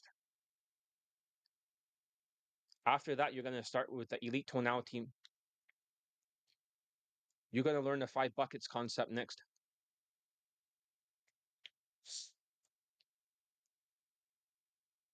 You're gonna have to separate your bank account into pieces, right? So that way, whatever money you make can be split for emergency money, self-education money, investments, paying the bills, and also your play money, right? Then this way, you're always gonna make money.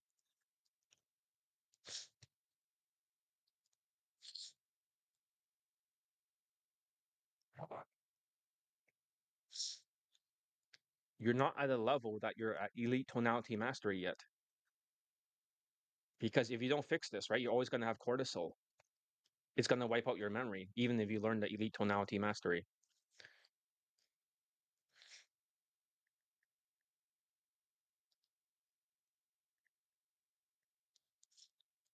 right? It's like the arrow science, right? However, if the mindset is not right, the arrow will shake. If you're in survival mode, the arrow is going to shake. It's hard to focus. So we need to take care of this right away. you're also going to learn how to time manage. I'm going to teach you a new system, right?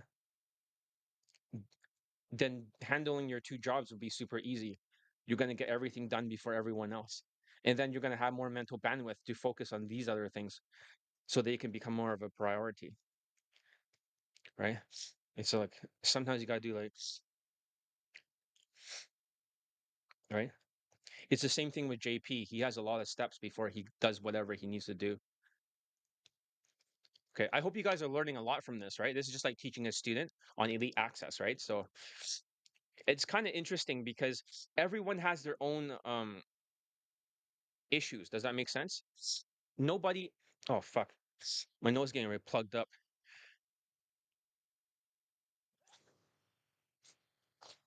Oh fuck. I just got a new box of tissues over there. I can use it now. Then let me just open it.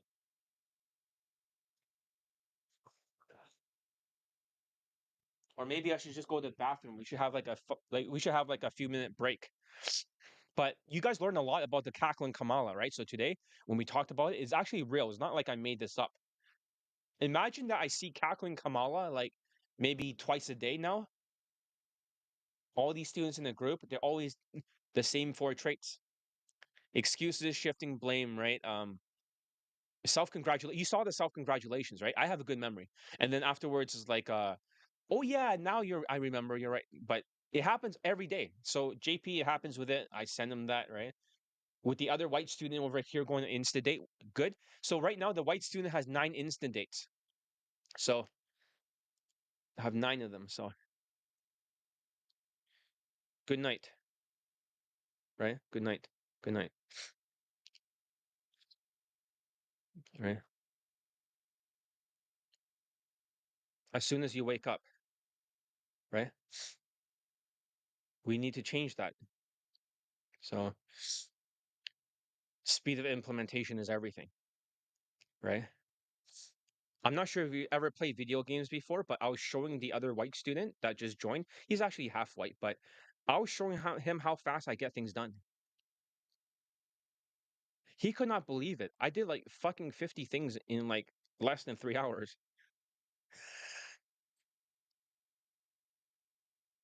He's like, that's not normal. That's like the human flash or something. I said, that's how he needs to live his life. It's like chess, right? It's like playing bullet chess or blitz. You speed run, right? Sometimes you make mistakes, right? But you have to control the chaos. If you fuck up, then you got to control it and damage control it. Because sometimes I do mess things up, but speed of implementation is everything, right? This is like bullets are dangerous because they're very fast. Same with punches. Um, I'm not sure, but I have a chess clock. I don't use it anymore, but I set like a 5 minute timer and I get it done, or I figure out the shortest steps. I sometimes do use the supplements, but sometimes I just rush through everything. I'm not sure why, but I my mindset is that if I don't get it done right away, I'm gonna become delusional and I'm gonna start to half-ass things. It's really like racing to save my own sanity. Because you see, I'm the world's best day game coach, like by far. There's nobody even close to me. But at the same time, I'm super obsessed with what I do when I'm teaching you guys. I have to go really fast because if I start half-assing things, I cannot get a single thing done. My self-esteem will go down. I'll withdraw the self-esteem bank account.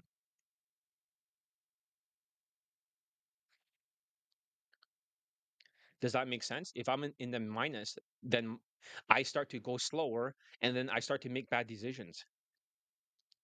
So if you want to have a winning mindset and you continuously win at what you do, and I continuously get students laid, I have to be able to have the winner traits. Speed of implementation is the most important winner trait. Nothing else is more important. All right. I hope this kind of makes sense, guys. If I wasn't like fast at what I do and then really ruthless with it, Although I mean, literally, this video, right? You should see the script. I'm reading off of it. It was so long, it was ridiculous. Like, I literally voice typed it, the entire thing, right? It was so fucking hard that I was like, how can I handle this? On top of that, I had to vacuum clean the back of here, right? Because of some fucking rat before, I think around last summer, right? I saw a fucking rat and I used my katana. I showed you guys my katana last video. I tried to stab the fucking rat and it fucking bit me across over here. You can see like a little triangle. I'm not sure if you guys can see it. Right here, there's a little bit of a triangle. It bites me in the thing and it starts bleeding all over the place. And then but I had to vacuum clean the fucking thing with a wet vacuum, right? And it doesn't have like a big container, so I had to keep going to the bathroom and then emptying the dirty ass brown water. And then I have to fill up the clean water. And I kept doing that. It took me like 3 or 4 hours to do it on top of writing the scripts. It was so bad, right? That I was like, fuck this. Not even Alpha GPC could help that. I was like, this is mind numbing, right? But I have to get the 5 day challenge done.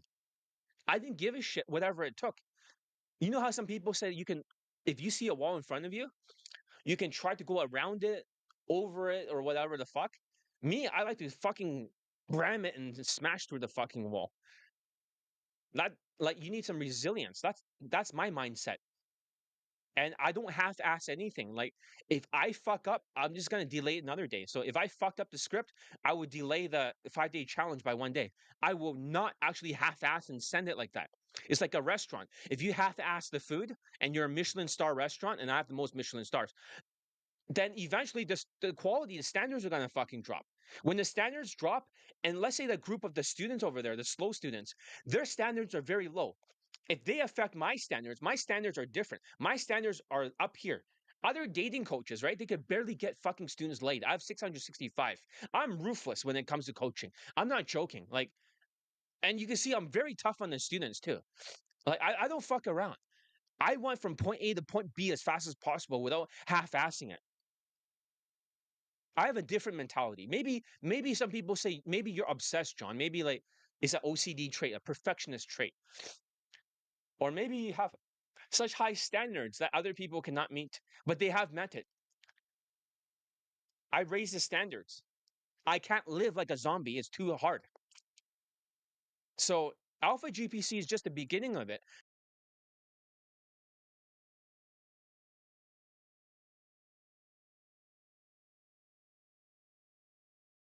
Cut out. I'm not sure if it did, but hopefully my microphone did not cut out. Right? I thought this thing I got a new cable. Hopefully you guys can hear me. I'm gonna go to the bathroom for a second. I'll be back in 1 minute. I really gotta pee. But that was pretty interesting to capture that on camera, right? The cackling Kamala.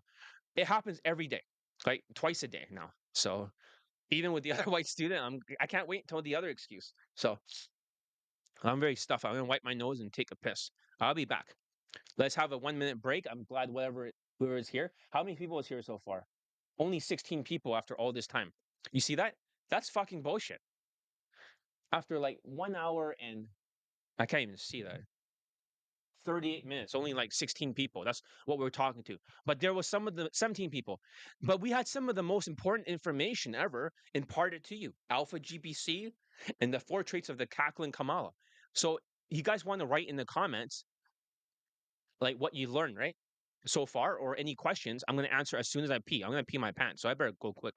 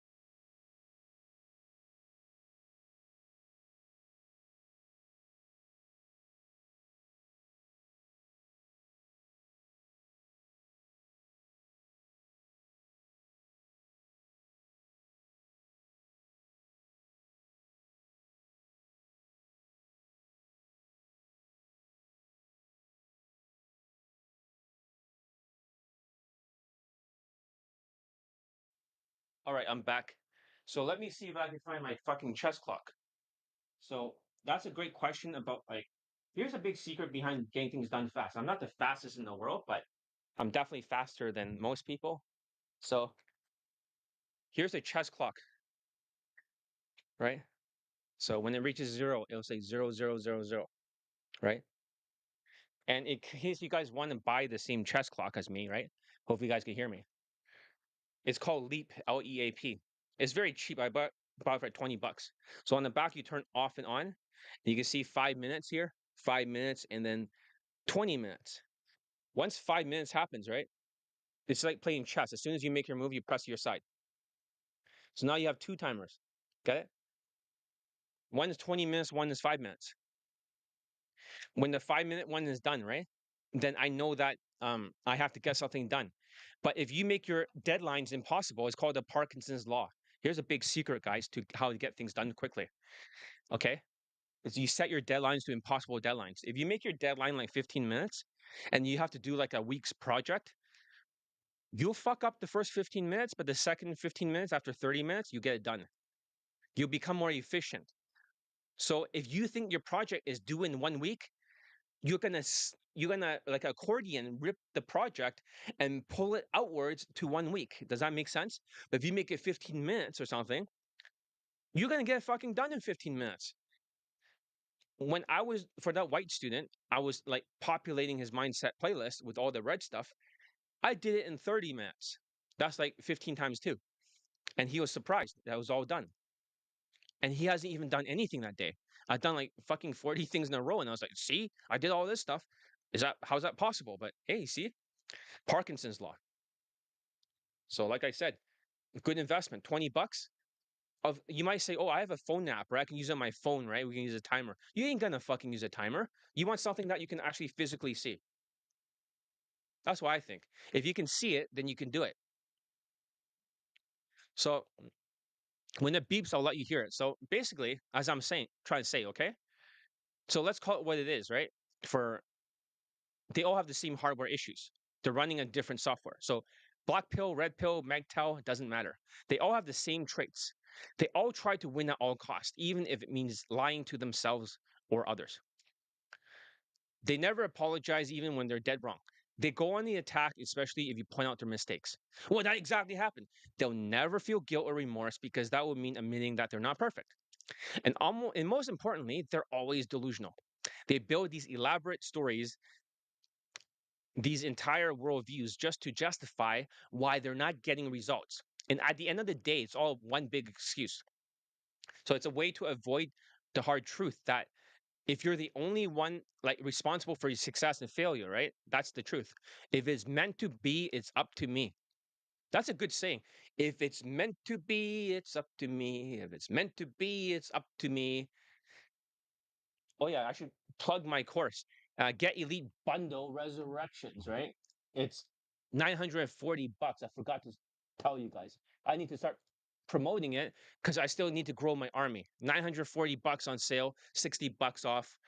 That's even at 1,000 is cheaper than a fucking boot camp, which is like 5,000 to $10,000 for a boot camp. So in this way, I get more students and more late testimonials anyway. So they can't even get students late. It's not about the money. It's about getting more late testimonials. Like for me, if I'm stuck at 665 and there's not like at least 670, I'm pissed off. That's how fucking high my standards are. Like if it's not by the end of the month, at least, or end of the next month, at 670, I fucked up.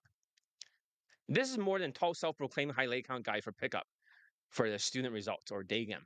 It's like they barely have like fucking 12 or something, like maybe 13, 14 with all that popularity.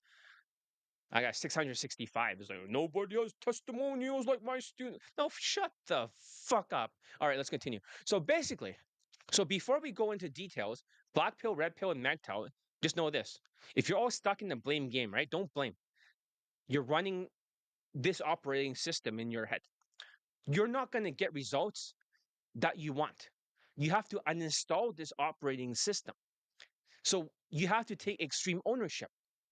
So today, I was late. The microphone was not working with the audio, but it's my fault. Nobody else to blame. I fucked up, right? I fucked up. It's my fault. Should we think about it's meant to be, it's up to me? Uh, you always should think if it's meant to be, it's up to me. Because you cannot shift the blame to me if it's my homework assignment or shift the blame that you fell and you got injured, right? And you scratch your nose or something. If it's meant to be, it's up to me. You should always think that. That means anything that happens in your life is entirely your fault. That's a good mindset. If it's meant to be, it's up to me. Anything that happens in your life is your fault, good or bad. If you have this mindset, it's very empowering because in the past, you will shift the blame and pull the handbrake and you won't get it done. It's like making an excuse going to the gym. But if you say, if it's meant to be, it's up to me. Ah, you hear the beeping? Right? Beep, beep, beep. If it's meant to be, it's up to me. Anything that happens in your life, it is your fault or my fault. Get it? I think that's the best mindset. Because if you say, well, I fell when I got injured, right? Well, it's your fault. Maybe you were overweight. Maybe you were not paying attention. Maybe you're distracted, right? It is your fault, right? Maybe you're clumsy. It's not somebody else's fault. If another crazy Latino, like a migrant, try to hit you with a baseball bat, it is your fault for being in a dangerous neighborhood. You see that mindset is very different, isn't it? It's always going to be your fault. So if it's your fault, then that means you can change it. If you pull the handbrake, right, and indirectly shift the blame to me, you've seen that guy, you've seen that happening, right? You're not going to change. But if you release the handbrake and not making excuses and say, if it's meant to be, I'm going to get to that destination. John's going to sit there. He's going to steer the steering wheel. I'm going to press the gas and not press the handbrake. Does that make sense, guys? JP, does that make sense? I'm always going to steer your steering wheel. That's all. Press the gas and stop fucking making excuses and pull the handbrake. It's that simple. Don't pull the fucking handbrake. Don't make excuses. Don't shift blame. Do not do the cackling Kamala. If it's meant to be, it's up to me. Anything that happens in your life, good or bad, it is your fault. You're like, whoa, that's super extreme ownership. That's right. It's like, what happens if you get cancer? What happens if you get sick? It's my fault. I have like a fucking cold. I'm just drenched, like, like literally, like it's like a waterfall now. It's a fucking like summertime, and I'm have this cold, but it's all my fault. This cold is my fault. It's like, well, it's a virus. It's everywhere. No, it's fucking my fault for getting the cold. I blame myself. I should be supplemented better. Oh, but it's a viral thing. No, it's my fault. You get it? I will not shift the blame. I would take more supplements like vitamin C, even though it doesn't get rid of it. At the very least, I can at least boost the immune system. It's my fault. Is this concept of Jocko? It is the same concept as Jocko, but even like Donald Trump, right? He's not like shifting the blame. He's actually gonna get shit done. Biden shifts the blame, right? Biden's like, well, whatever, whatever. The buck stops with me, but it's Trump's fault. Trump is like, whatever, whatever. But I'm gonna finish this fucking war and then I'm gonna end it. Because he takes responsibility. It's a winning mindset. It's not just Jocko, but everyone that is a winner does not make excuses. You cannot be rich and make excuses. You cannot be a winner in life and make excuses and shift the blame. So if your life sucks right now and you're not happy with it, it's not the economy's fault, although it could affect you. It is your fault because the cortisol is affecting you because you have autism, you have ADHD, you have sociopathic traits, and you're shifting the blame. It is your fault. So if you all stop shifting the blame, and I think that's very important because we talked about the mechanism, right? We talked about the 20 out of 35 plus the arrow science and elite tonality mastery gets you laid, right? We talked about that on the day number one.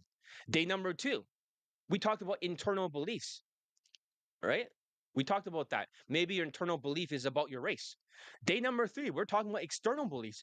Everyone that is not a winner will always find something external to blame. So I want to knock down these fucking objections. Does that make sense? I don't want you guys to blame the world anymore. It's not the world's fault. It is your fault. It is not the world's fault. You guys got to take some ownership, extreme ownership, in fact. That's the only way out.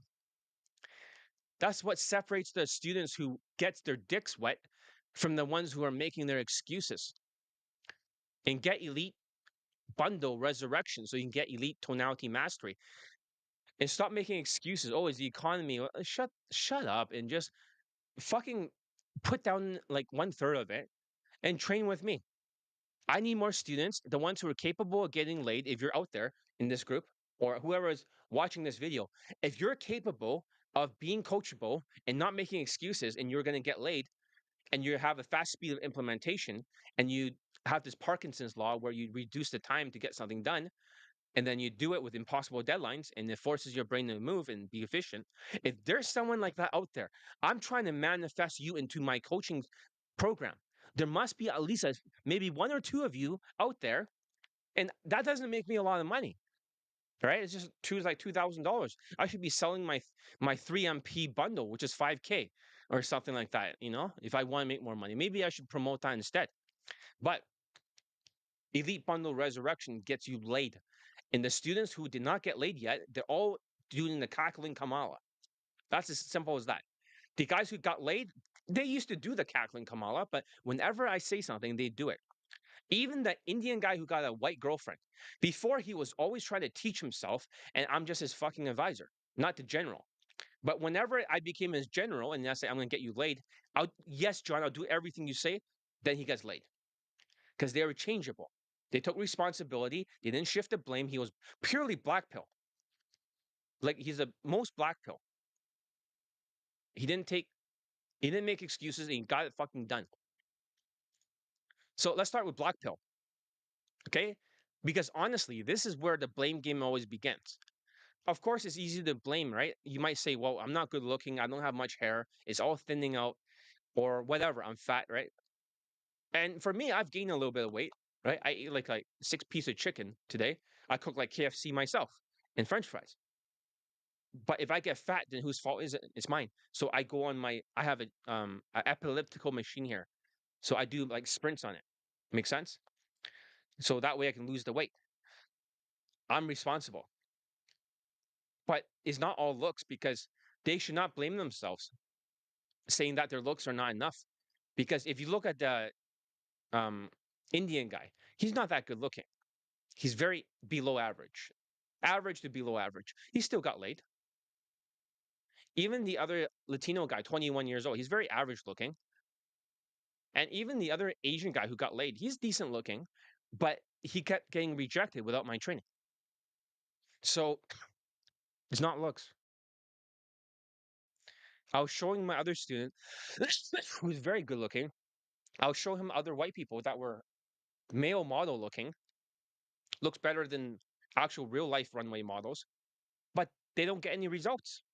They quit right away because too much cortisol. So it's not just the looks, but at the same time, what's even worse is when you have low SMV, but you also have these bad traits, these blame shifting cortisol traits, then becomes a double negative. I hope that makes sense. For for BC, right? You might think, oh, is it the looks or whatever? Well, I have really unattractive students getting really hot stunners, like that 55-year-old student, the German guy, he's banging like 20-year-olds all the time, all the time. And Megan Fox looking women that are 10 out of 10. So what's your excuse? I mean, come on now. Of course, like I have another 55-year-old student, and then he was slow. He kept shifting the blame. He got frustrated every time he did not do the assignments properly. And then he kept doing the cackling Kamala, where it's my fault because my assignments in the mindset playlist is frustrating him. Nope. He should take extreme ownership. He's frustrated because he's a shitty fucking student and he's an unteachable case, doing the opposite. And now he's stonewalling me. So that's the thing. Stop shifting the blame. If you want to see the purest form of sociopathy, shift blaming, just look at the red pill crowd. These are guys who have turned blaming the world into a full-time job. It's always about looks. Oh, you're not Chad enough. You don't have the right jaw angle. Your maxilla is not. Let's shut the fuck up. It's always about genetics, right? It's always about height, bone structure, race, age, jawline. It's over, curry cell. It's like hairline, whatever the fuck, right? It's like they can't find. If they can find something to complain about, right, they'll do it because they're shifting the blame. It's never about them. It's never about their lack of social skills. It's never about their cortisol in their speech. It's never about what they could control. Nope. It's always, if I was just taller, if I was better looking, if I was younger, it's always something physical. So they're shifting the blame that is physically what they're lacking.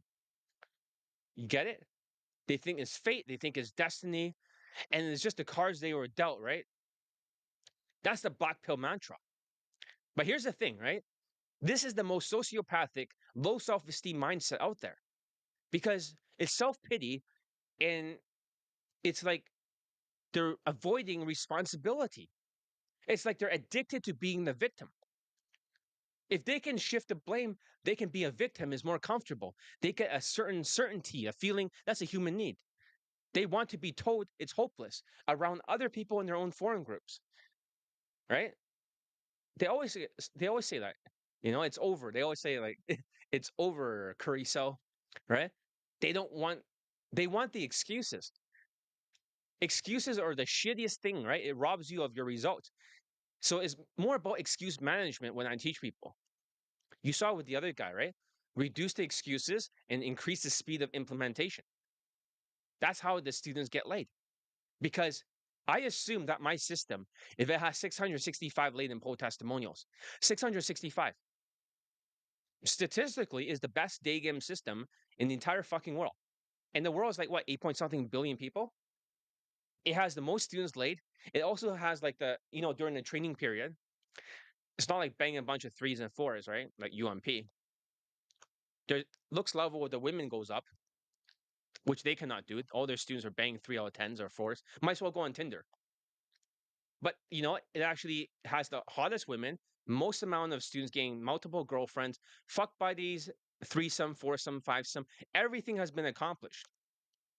But at the same time, if it's the best system, then you have to be the best student. You get it? The best system, you need to be the best student, the best assimilator. You got to transform. There's a transformation process. You always hear this 21-day challenge thing, right? It takes 21 days to change your habits. You got to transform into this to collect the pussy. That's how the students get laid. It's not because they make 10,000 approaches. A white student of mine who recently joined, he made 10,000 approaches. He did not get laid. I think he's a very good looking guy. He just wanted to insta date. He had to vent his frustrations, and now it's back to zero, and that's good. And then women are going on insta dates, but he still needs to correct the dark traits because he was also a very big black pill guy, right? So the Indian student and the white student, they're both black pilled. They listen to that stuff. They were heavily black pilled. It affects your system by the operating system. Um, I mean, I have a facial deformity too. My eyes, one eye is higher than the other. So who gives a shit, right? Who gives a shit, right? One ear is higher than the other. Most people are not perfectly symmetrical. I mean, lots of my students have like really big noses or big ears or some deformity. No, who gives a shit? Women don't look at that. They look at looks, money, status, social skills, social calibrations, emotional control, and game. They calculate everything subconsciously. They know it's like a scale. They know every single second. They're recalculating every single second. So if that's the case, then yeah, if that's the case, then that's the thing. I mean, I get like really ugly students laid, like fucking mutant looking people. So, but yeah, if it's all genetics and it's all fate, then how come there's so many ugly people that have girlfriends that are hot? I mean, then they never have to change. They never have to risk failing. They never have to be uncomfortable. So they can become a victim. They can sit back and say, see, I told you so, right? It's over, right? It's impossible for me. And that's the worst part because that's kind of twisted satisfaction out of it. It's like they want to drag everyone else down with them. If you try to improve, if you try to work on your skills, if you take ownership, they'll attack you in the group, in the black pill. They'll call you delusional, right? They'll call you a mental cell. They'll say you're coping really hard. Bro, you're just coping. You're wasting your time, right? It's over, curry cell. because your efforts are threatens their sociopath opinions as facts. Narrative. They're like a crab in the fucking bucket. When a crab tries to leave the bucket, the other one pulls him back in. Your progress exposes their excuses and their victimhood. They cannot have that. So they double down. And then you're like, okay, I'll watch more of your fucking black pill videos, like facing LMS and wheat waffles shit. I don't even watch that shit. It's all bullshit. Because they cannot get their fellow black pillars laid. I can get you guys laid, so they don't know what they're talking about. They have no social skills. They go deeper into the forums of the subreddits on YouTube comment section, searching for more proof that it's all hopeless. They want more data, more face rating, right? Oh yeah, your face rating is like a 4 because of this maxilla is not in the right angle, and this whatever ocular bone is in the. What the fuck are you talking about? It's just all a cover or a confirmation bias. I get students laid that can't even get their own like they can't get their own peers laid. So shut the fuck up. It's a way to avoid responsibility. It's a way for them to protect their fragile ego because the truth is that they actually tried, right? That's a big secret, right? If they actually put in the work and they still failed, then then they have to face the reality that maybe it's them, their cortisol and their lack of social skills. Maybe it's their lack of yeah, maybe it's their mindsets. They have the cackling Kamala concept. Maybe it's their refusal to do the hard work due to the lack of resilience in growth mindset. It's like Elliot Rogers. That guy was not resilient. He didn't make the approaches and expect women to approach him. That's fucked up. So that's painful too. So they'll never go there. They'll just shift the blame because that's what makes it sociopathic. It's not just that they blame the world. It's that they never felt guilt or remorse for dragging others down. They'll do everything they can to keep you stuck. They'll attack everyone who tries to improve. And they'll gaslight you, they'll shame you, and they'll try to pull you back into the black pill pit. And that's the thing. The very first thing I tell my students that are falling for these kind of black pill shit is that I tell them to uninstall or unsubscribe from all the black pill and red pill channels. They have until the end of the day to unsubscribe from it. And it's like, dude, you have like over 30 or 40 fucking black pill channels. It's like, oh shit, yeah, that's a lot, right? All day they're consuming more black pill shit. All day they're just like saying, oh, it's over. So in a musician Seal, right? It's a good example of facial scars, not yeah, exactly. And he has like Heidi Klum, right, as his wife. So I don't think they care about facial scars. It's more like height, muscles, race, right? Husband material, social skills, social calibrations, emotional control, right? If you take away game, that's all it is. They don't give a fuck about your scar. Women are not lesbians. They don't look at your face and go, "Oh, it's a pretty boy face," right? They don't give a fuck. They're looking for somebody that's like with all the other stuff. 20 out of 35. You're missing a lot of different things. Just besides your scar, right? You're missing a lot of like money. You're missing a lot of like status because you're not whitewashed. You're dressed like a fucking migrant. You're born here or you're born in the United States. Your social skills suck.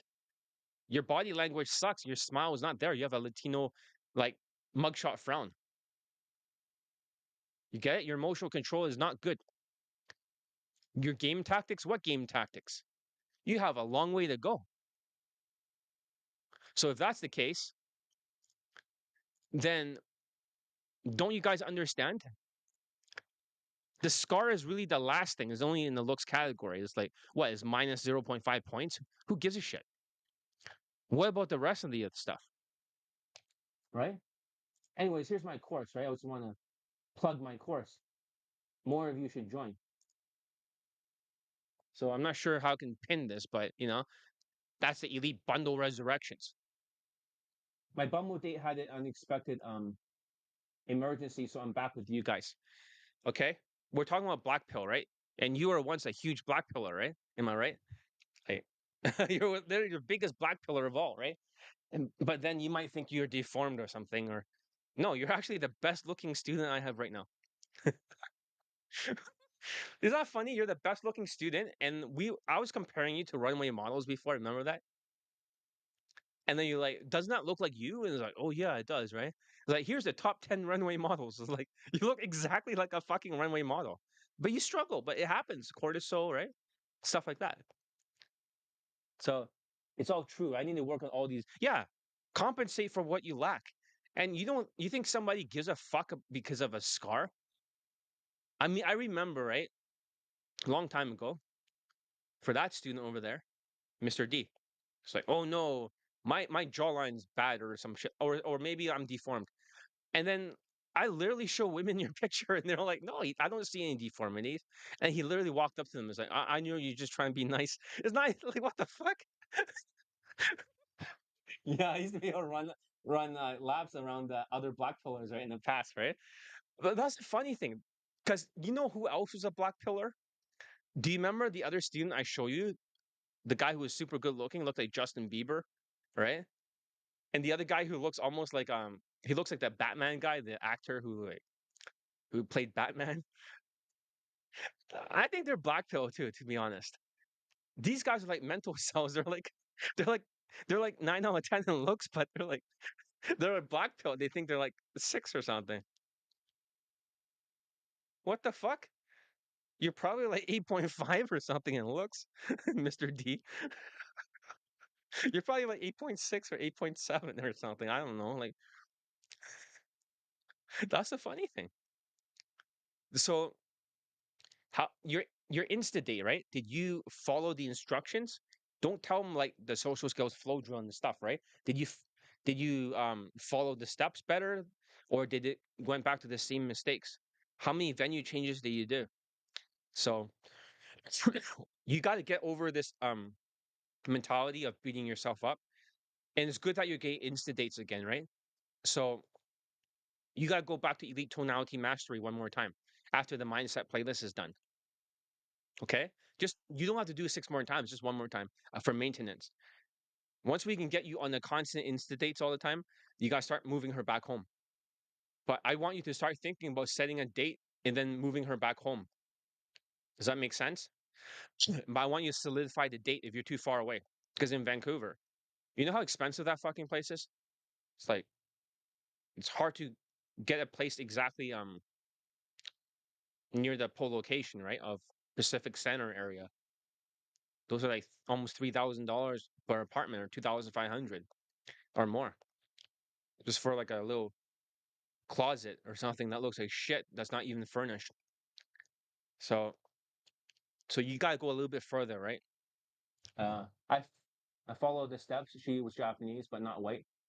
Pretty cute, but I had to leave for my Bumble date. You should just forget about the Bumble date and just continue going on an instant date with her, right? And don't go after Asians, right? Most of the time you're dating white girls, so more likely you're gonna because you think it's easier, right? That's gonna affect your mindset. Forget about Asians, right?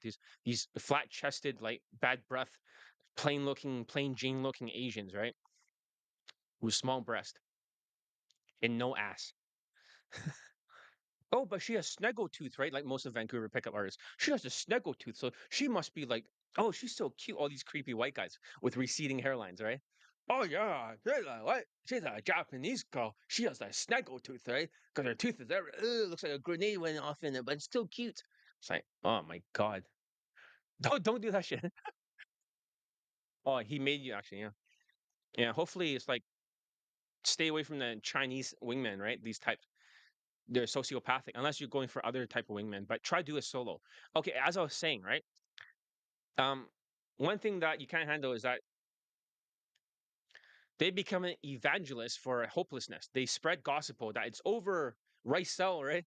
Everything everywhere they go, right? It's like, and yet if you're not careful, you'll get sucked into it. You'll start to believe it. And you start to see the world through the black pill lens. You start to give up before you even try, right? That's how you lose before you even step into the field. And here's what nobody wants to admit. A lot of these black pill guys are actually decent looking, like Mr. D, right? They're not ugly at all. But the real reason women are turned off is not their looks, it's their cortisol, the loser effect. So it's that intensity, anger, and frustration that they carry around everywhere. But it's the vibe that screams, I've lost and it's your fault, right? It's like women can feel that. But because you vented your anger, right? Right now, that's why you're going back on Insta dates. So you fix the emotions. Yeah, I got to vent, right? Like eventually, after all this cackling Kamala I had to deal with for this whole week, I need to seek some fucking therapy or something. Because dealing with that constantly, it just wears me out. It's like they'll pick up on the energy, and it's not about your jawline; it's about your emotional state. Lack of cortisol, which is good. Oh, here's another beeping. You hear that? That's 20 minutes. When you're stuck in the loser effect, your cortisol is through the roof. You're intense, you're angry, you're bitter, and women just want to get away from you. And you shift the blame onto them, and they can sense it. So it's almost like I say you have a dark side, right? When the dark side takes over, right, the women can sense it. It's the cortisol, not the looks. 100% the cortisol. I think when you saw the other students that are good looking like you, right? And they're even taller. One guy's like fucking taller than you, right? And you're very tall. And that guy is good looking too, right? He looks like that Robert Patterson or whatever, right? If he's stuck, right? And he's like, he looks like a dating coach, then it's cortisol. He's the fastest talker. So it's not your face, it's your state and your facial expression due to the cortisol. So you are more intense than Wheat Waffles or Elliot Rogers. So let me make this clear. If you're in the black pill mindset and you're obsessed with looks, genetics, or it's fate and is all that bullshit, you are not playing the game. You are just sitting on the bleachers, heckling the players, telling yourself it's impossible. And you know what?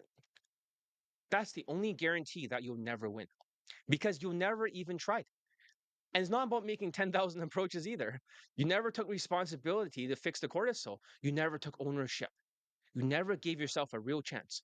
So if you want to stay stuck, keep blaming your genetics, keep blaming your height, your face, your age, right? It's over, Curry cell. Keep telling yourself it's over. But if you actually want to get results and you want to get your dick wet and you want to kill this mindset, you have to stop shifting the blame. You have to take extreme ownership and join my coaching. And you have to look in the mirror and say, what can I control? What can I improve? What skills am I missing? And I'll tell you for the Elite Bundle Resurrections is in the link below. So you guys can see it over there. Like I said, I need more students, okay? I'm making this 5-day challenge, hoping this is my intention to get more students. If I get more students, then I can get more lay testimonials. Um, I think overall, um, I think it affects his facial expressions and his tonality. He will start to sound more bitter. He'll start to sound like, okay, yeah, so, uh-huh. So that's one thing. The facial expressions are not like happy. It's not like they're smiling, the happy, fun, carefree, positive vibe. It's more like very tense and like squinting and also like very like there's no smile and there is a lack of facial expressions. It's very like non-elastic. It's very incongruent. That's what it looks like. It goes against it's kind of like stress can show up in your face. You want to be elastic and congruent. So that's the only way you'll never break out. And that's the only way you ever like get results. And the truth is, no one else is going to tell you that, but I will, because I want you to win. Stop consuming black pill concepts. So if we had to look at it, right, from the first principles, how is all this happening? Okay, let me just copy and paste this again, right? Make sure people are there.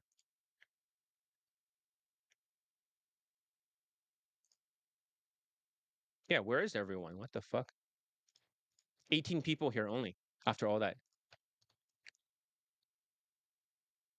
18 views? Seriously, right? What, are you poor? Sewer rat? Shifting blame? Economy?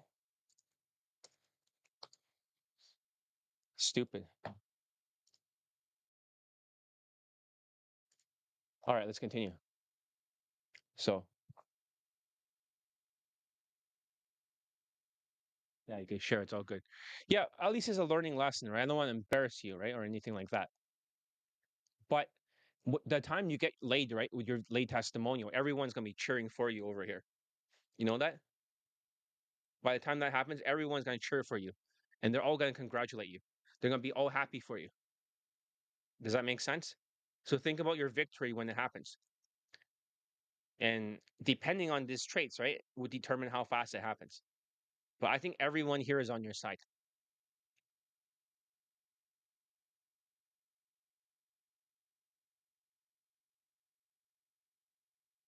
Okay. So he says their fitness channel, it would be good if he could recognize how the black pill has a capacity to affect expression. Oh yeah, it definitely does affect the expressions, right? So congruency is king. Okay, so how does all this work, right? I talk about their different operating systems, right? They're different operating systems. So believe it or not, the PUA type, right? Like the dating coaches, the PUA pill, the red pill, the black pill, the MGTOW, and also the well, not MGTOW, but yeah, maybe some of them. Asian masculinity pill. So what mental illnesses do they have, right? And why is it a different operating system? So imagine all you guys are all the same, okay? Even the far left, right? Or Karens are the same. Politicians are far left, right? You're all like sociopathic, delusional, angry, crashing out, irrational, right? Narcissistic, Machiavellian manipulators, and also very sadistic.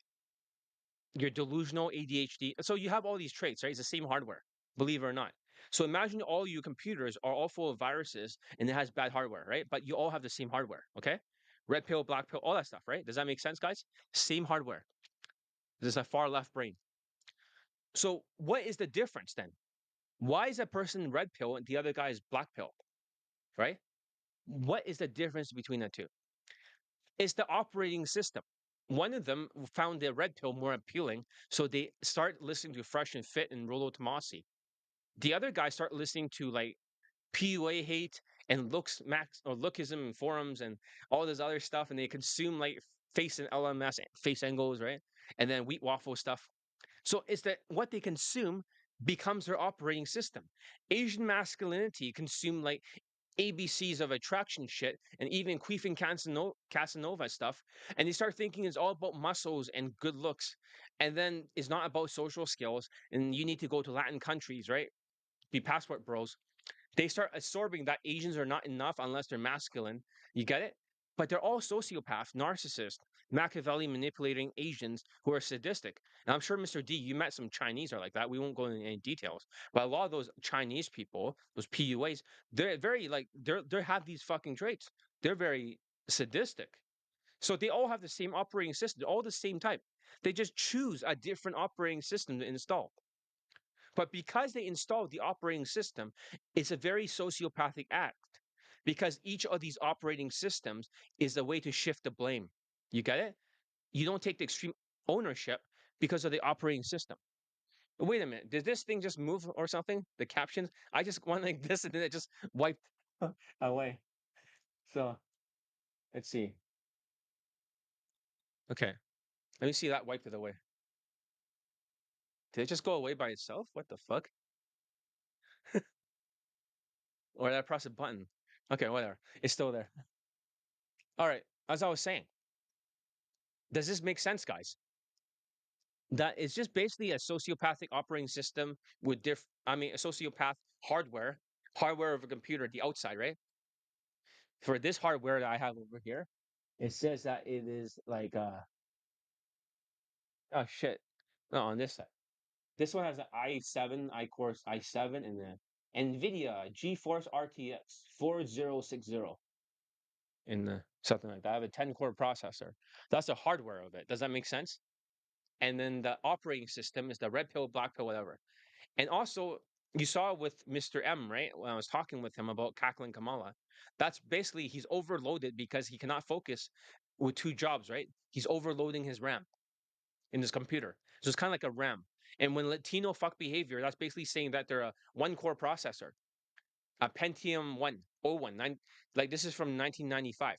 If you guys are still alive back then, but it's from 1995 and it has a one core processor and it's very weak. It cannot do multiple steps. So it becomes very slow. Does that make sense? The speed of implementation becomes slow. So the computer analogy, it talks about everything. And also the delusions that happen within these black pill, red pill stuff are basically computer viruses or mind viruses in the operating system. It starts to grow. That's why Mr. D, right? You start reducing the mental trauma. So that way you can reduce the mental viruses. Does that make sense? So it's like a computer, but it's just a different operating system. But the operating systems are all shift blaming stuff. Okay. So let's talk about red pill. Okay. So instead of like going through a bunch of testimonials, right? Maybe we should have gone through a testimonial right now because here's the thing that I've noticed. Whenever I get more students late, right? The more testimonials I post for the students, the less students I get. They get overwhelmed and they start to like feel like defeated. They should not feel defeated. They should be encouraged. So let's see, for example, over here. Um, all right, this was a guy who's super black pill, but he did get late. The Indian student, Mr. Yeah, he was literally in the forum group, not I mean the WhatsApp group, right? Saying that oh my hair is disappearing, right? Women don't like me. He's literally saying that. We'll just play it quickly.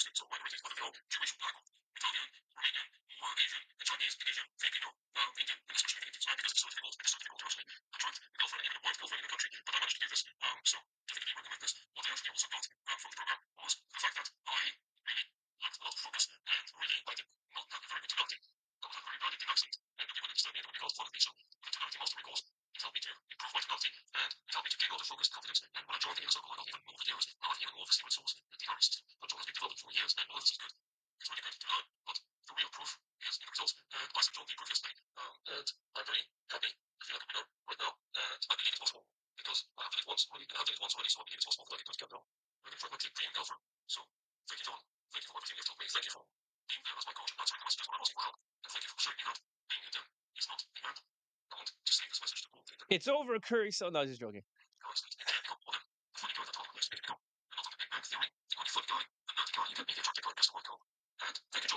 Last call. Your final chance to join the May 5th. So yeah, I mean that guy was really black pilled, right? So I mean, what the fuck? He was super black pilled. He was so black pilled that it was like, damn, just stop being black pilled. It's not good to be that black pilled. So all right. So let's talk about next thing. Red pill. I'll play the next student who's the most red pill that I know. Red pill is next. Don't shift blame to female nature and think it's all clout maxing. Because honestly, out of all the pills, this one is the most students get sucked into. Red pill is very popular, actually. It's everywhere. YouTube, Reddit, forums, Discord, Telegram groups. The red pill is like a mind virus. It spreads very fast because it gives you a ready-made excuse for everything. You don't have to think for yourself, basically. You just have to memorize a few catchphrases.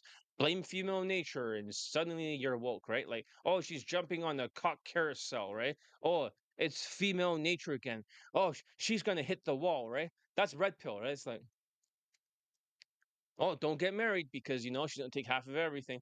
Like they have the same talking points. But let's be real, most of the red pill guys aren't awake. You guys are just sleepwalking through your life with a new set of blinders on. You're traded one set of blue pill lies for another set of red pill lies, and you call it the truth. So let's break it down. What is red pill really? As a belief system, is built on the idea that women are hypergamous, that women only want the top 10% of men, and that they're riding the cock carousel. That Here's the truth, right? Unless the woman is narcissistic or something like that, in far left mentality, like sociopathic, most of them will not have a high body count. Believe it or not, it's not super high. They get into relationships really quickly. Unless she's like narcissist, then it'll be super high. So the female nature is fixed, ruthless, and always looking to trade up. The idea is that you need status, clout, money, looks, that you need to be an alpha or a high value man or even have a shot. And if you're not, well, you're just a cannon fodder, you're invisible, and you're the beta, the provider, the backup plan. The red pill tells you that game is all rigged, that women are always looking for the next best thing. They are not yours, it's just your turn, as they say. And if you buy into this, you start to see every interaction through the filter of suspicion and competition. You start to think that every woman is out to manipulate you. You start to believe that you need to one up every guy in the room just to have a chance. And you need to have a bunch of clout, Instagram, with a huge lifestyle and clout chasing. And here's where it gets really toxic because red pill doesn't just make you paranoid about women, it makes you paranoid about yourself. You start obsessing over status, your money, your looks, your alpha behaviors. You start seeing every little thing as a test. You start asking yourself, am I being alpha enough, right? Did I lose my frame? Did I show too much interest? And you'll get stuck in your head, second guessing yourself. And that's the trap. Because the more you choose status maxing, the more anxious you get. The more you listen to Fresh and Fit and Rolo Tomasi, right? These guys who sound super feminine. The more you try to hold frame, the more rigid and more unnatural you become. You stop being yourself. You start being a caricature, a walking, talking red pill meme like Andrew Tate. And women can smell that from a mile away, how try hard it is. And you think you're being high value. You're just being weird. And you think that gaming the system, right? But in reality, you're playing yourself. Let's talk about the blame game here. Red pill guys are the masters of shifting blame. If something doesn't go their way, it's never their fault. It's always the female nature. It's the hypergamy, or hypergamy as they call it. But I call it hypergamy, but it's hypergamy. The modern women, as they say, oh, it's Tinder's fault. It's Instagram. It's all these simps, right? It's all these. It's like the chads, and you see all this. See how all this works. It's always something outside of you. The sociopathic mindset, the bad hardware. Because if it's not you, then you got to shift the blame. So, do you think there's some truth to these black pill beliefs, like a formula? I don't think so, because my formula is what gets the most students late for pickup. So my formula is probably very accurate. Looks is out of 10, right? Money out of 5, status out of 10, social skills, social calibrations, emotional control in game is 2.5 points each. That's 10 points right there. 20 out of 35 equals laid. So game is basically only like one third, or maybe like almost like one fourth. It's close to like 28%. So looks does play a role, but also if you don't have a good looking face, you can always add some height or some V-shaped body, right? So you can use elevator shoes, you can always dress better. So the looks can always fluctuate. But looks by itself does not get you over the 20 out of 35. So even if you had like 8 out of 10 looks or 9 out of 10, okay? Let's say you're 9 out of 10, you're white, you get 19 points, right? But you have no game, and then you also have no body language. Let's say you had good body language, at least like a little bit, and then most of them won't, right? With black pill. So that's gonna be 0. Social skills, they won't have it. So they'll be minus 2.5 points. So that I forgot what it was before. Was it 20 or was it 19 or whatever? But it'll be like 18, I'd be 17.5 points or 16.5 points. Does that make sense? For a fitness channel, right? Because of the inflation in the tariff, the minus 2.5 points for the emotional control, it could be plus 2.5 with elite tonality mastery or minus 2.5. So if it's minus 2.5, then you don't have enough points being black pill. So black pill is debunked. So yes, looks do matter for about 27%, but what about your race? It matters for another big percentage. In your social skills, social calibrations, emotional control and game, it also matters a great deal. In fact, you should join me or something. Let's see. Oh yeah, here's Elite Bundle Resurrections. You guys should join the course, right? I'm trying to promote it because if I don't get more students, I won't get more late testimonials. If I end up with no students because of the 5 day challenge, I will never make another 5 day challenge again. This will be the last one. So you guys should really enjoy it, right? So, and then I'll just make nothing but golden nuggets of Vice videos. And then I just don't bother with this anymore. But you guys are here. So I'm going to give you the very best class for the 5 day challenge that I can. So, as I'm saying about Red Pill, drop a like for the truth and eye opening. Exactly. Please give me a like because if you don't, right, then the algorithms are is not gonna like help me reach more people. The algorithms, people will just ignore me. That'll be bad. All right. So as I was saying, you see how this all works, right? It's always something outside of you. Does that make sense? So we talk about internal beliefs, but this is all external.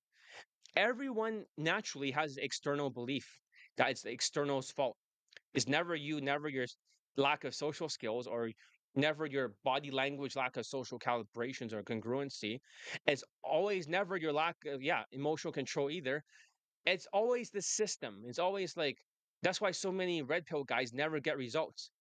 They're too busy building a case against women, against society, against the world. They're too busy. They're in court 24/7. They're playing both the prosecutor and the victim. And the verdict is always the same. It's not my fault, as they say. But here's the brutal truth. If you're blaming female nature, if you're blaming hypergamy when you should be building your 20 out of 35, if you're blaming the dating market, you're and blaming the economy too. You're never going to get results. You're just going to get more bitter and more resentful and more stuck. I've seen it hundreds of times for the students. Guys come to me after years in the red pill trenches. They read all the books, right? And one guy who was in Vancouver, right?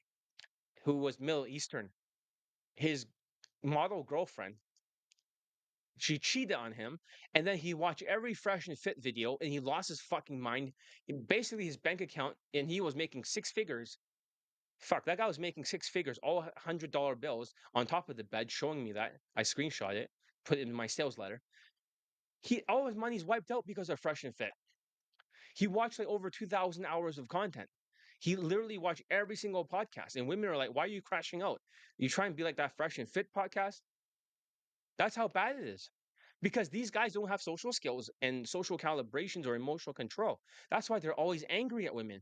They need to fix these three things first. Make sense? They watch all the videos, they know all the lingo, but they're not getting laid. So they're not happy, like Fresh and Fit and these people. They're not living the life that they want. Why? Because they never took ownership. They never looked in the mirror and say, maybe it's them. Maybe they need to get better. Maybe they need to learn actual skills. Maybe they need to stop blaming women and working on themselves. It's not more muscles or height or clout. When they do, when they finally drop the red pill excuses, that's when things will start to change. But that's when red pillars will start to see results. That's when they start getting laid. That's when they start enjoying the process again. And that's as long as you're stuck in the red pill blame game, right? You're always going to be spinning your wheels because never your fault. You're not learning new things with a growth mindset. You're not growing. You're not changing. And you're reciting the same tired lines. Oh, cock carousel, right? And then, oh, you need more clout. Women are going to hit the wall. And you're wondering why nothing is different. Now, let's talk about the other side of the red pill that nobody wants to admit, this obsession with clout maxing and status maxing. You start to think you need this high income skills, right? You got to be a fucking club promoter. You got to stand next to women and take a lot of pre-selection pictures and optics and shit. That's what you start to think. And then you start to think that you need this insane high status lifestyle that takes a lot of money that you don't have. And then you need to be traveling on like all the time, showing off on Instagram. Oh no, you're traveling to another country. You must have money because you have a third world money status advantage compared to the local Colombians who are poor and eating out the trash can sometimes because your vacations and your network and you start thinking is the only way to have some high status job. to look like you're living the dream 24/7, and you believe that you need clout maxing, status maxing, lifestyle maxing, exotic advantage in those shitty countries like the Philippines when all the women are all frog-faced Filipinas or Latinas, they're all brownish looking or olive, and then you're a different race than them, so you have exotic advantage. But here's the reality: those are just not enough points to go around. You're like, what? There's not enough points to go around. You're like, what do you mean? Just think about it. You're a red pill. You're white, so 10 out of 10. Okay.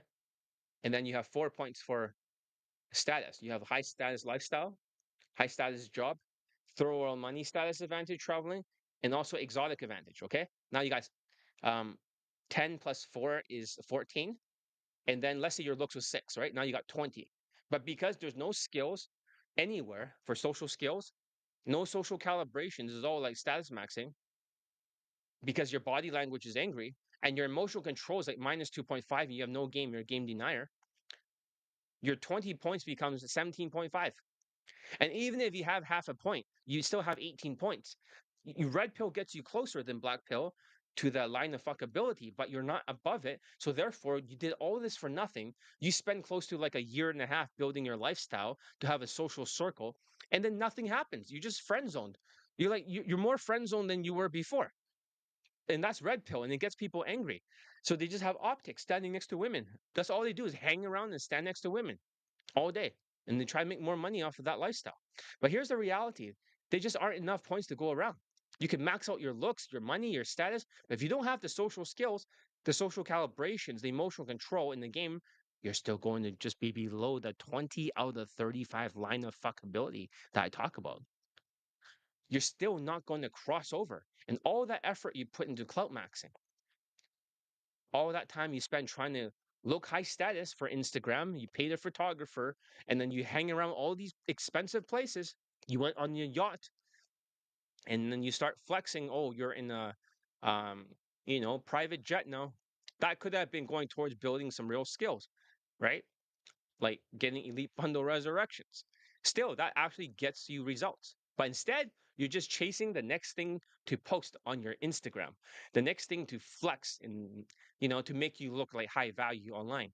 And it never ends. You're always one step behind. You're always just below the line of fuckability. You're always frustrated, wondering, why is it not working? And if you never stop to realize it's because you never built the social skills, social calibrations, emotional control foundation, you were shifting the blame. You never focus on the skills that actually move the needle forward. You thought if you could just status max your way to results with 4 points. And not everyone has 4 points. If you're an engineer, you don't have the high status job. The 20 out of 35 system doesn't lie. You need all the points. And even, for example, if you lost weight, let's say you're overweight and you lost a little bit of weight, so your looks went up a little bit, it's not enough points. You still got social skills, social calibrations, and emotional control. Make sense? And let's say you got more money, it's only going to raise it by 1 or 2 points. It's not enough. You try to raise your status, it's not enough. The skills are the most important. That's what I teach. And it's not just some theory I'm making up. I have the most students late in the world. We could go over all their testimonials. It'll be nonstop. So going to the Philippines push you over the line if you're close. If you're white and stuff in the Philippines, it'll be easier for sure because you're white and then exotic advantage. And Asian women are like, they like white men because it's hypergamy or hypergamous. So, and that gives you some status. And that's an easy place. That's not even game. That's like super easy. I wouldn't recommend it. It won't make you feel good about yourself. But yeah. So all these points are not just like a few maxed out, but until you get that, you're going to keep spinning your wheels. Let's talk about the sociopath traits here because red pill is full of them. It's all about winning at all cost. It's never about apologizing. It's always about going on the attack, especially if someone calls you out. It's all about never feeling guilt or remorse.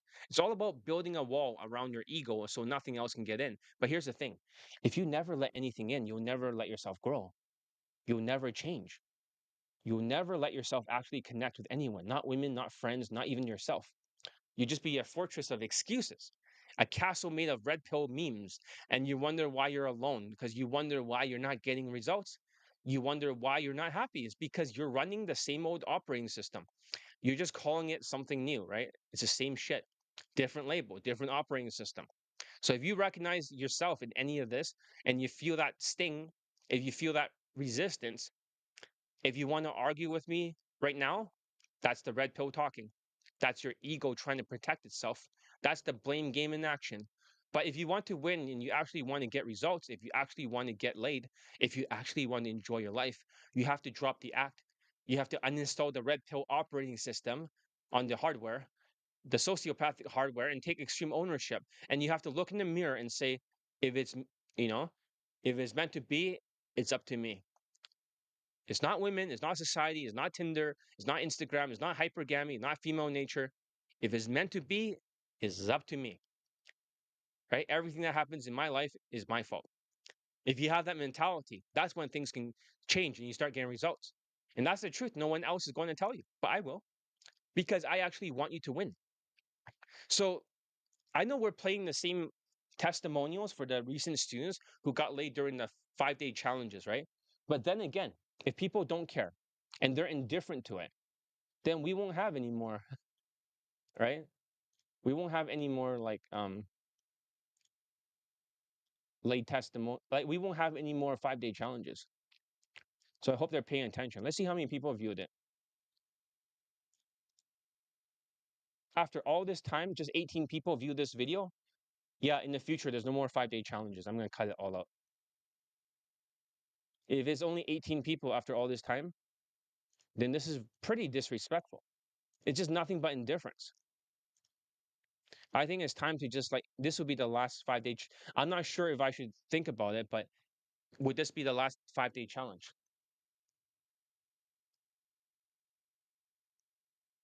This is pathetic because what I'm teaching you is so profound.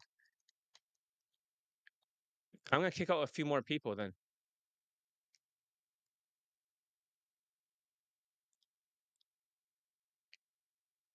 Let me write something else here. Are you so depressed? Are you so depressed by the economy that you aren't showing up, shifting blame? All right. All right, let's continue. So basically, the next guy that was red pill, right, was the Asian guy who got like a stripper. Okay. We'll play his testimonial very quickly. And he's the biggest red pill person that I've ever known. There are several like big black pill people, but for a red pill, he's the biggest red pillar I've ever seen. Like he's so red pill that it's just ridiculous. It's like red pill times 10. Let's hear it.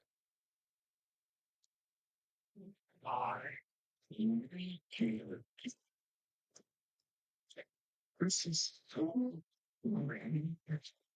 I take the politician great joy in the exclusion. It's beyond the president.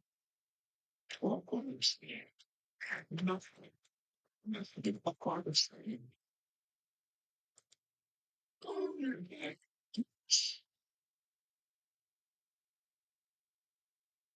Shit, if you want your own strippers apartment shit with me and all because of John's handling toenail. Great. This is the craziest thing I've ever seen. It's just a few subtle differences in tone that make all the difference in the direction. All of it. It's literally the secret to the universe, to all human interaction. Tone. It's tone. Nothing else matters. If you're not under the tonality, you're cooked. Victimization, you're the tariffs. Absolutely. Oh my god, it feels good. Feels good. Because I was in the dog, I swear on it. This is what got me on it. This chicken be told all the training that specifically is what got me on it. The hottest girl I've ever been with. Coming to know their life. We also get to know that with it's amazing how life changes when you have the right tonalities. I couldn't do it without it. This really, really hard pull because there's no choice around it. You can't do it twice. I had to be like drawn out for weeks. It was really hard. Here's what I think. That's all I have to say. Yeah, red pillar. So you can see that even if you're black pill or red pill, right? You can still get laid if you just let go of your operating system.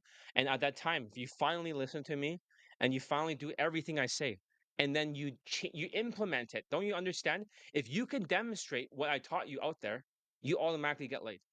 Arrow science plus elite tonality mastery. That's all he learned. So I know these videos, like the more I play them, the more like people don't care because I become unrelatable. Because if I'm the only coach getting students laid, like month after month, year after year, I'm the only one, then it's like, oh, here's another one from John. But you still worship white plausibility from other coaches. Come on now. All right. So let's talk about next topic, MGTOW. Okay. Men going their own way. So, all right. Men going their own way. Honestly, out of all of the blame shifting operating system, this one's the most defeatist. This is the final boss of giving up. This is the throw your hands up and blame the world and walk off the field mindset. It's everywhere now. It's happening in China. It's happening in Japan. It's happening in Asian countries too. It's not just like the West. This is like just starting in the West with the inflation and recession, especially after 2020, the economy was the pandemic, and then 2022, the inflation, housing prices, student debt, you name it. There was a reason to quit. Interest rates were like 6.1%. But let's get real about what's actually happening here.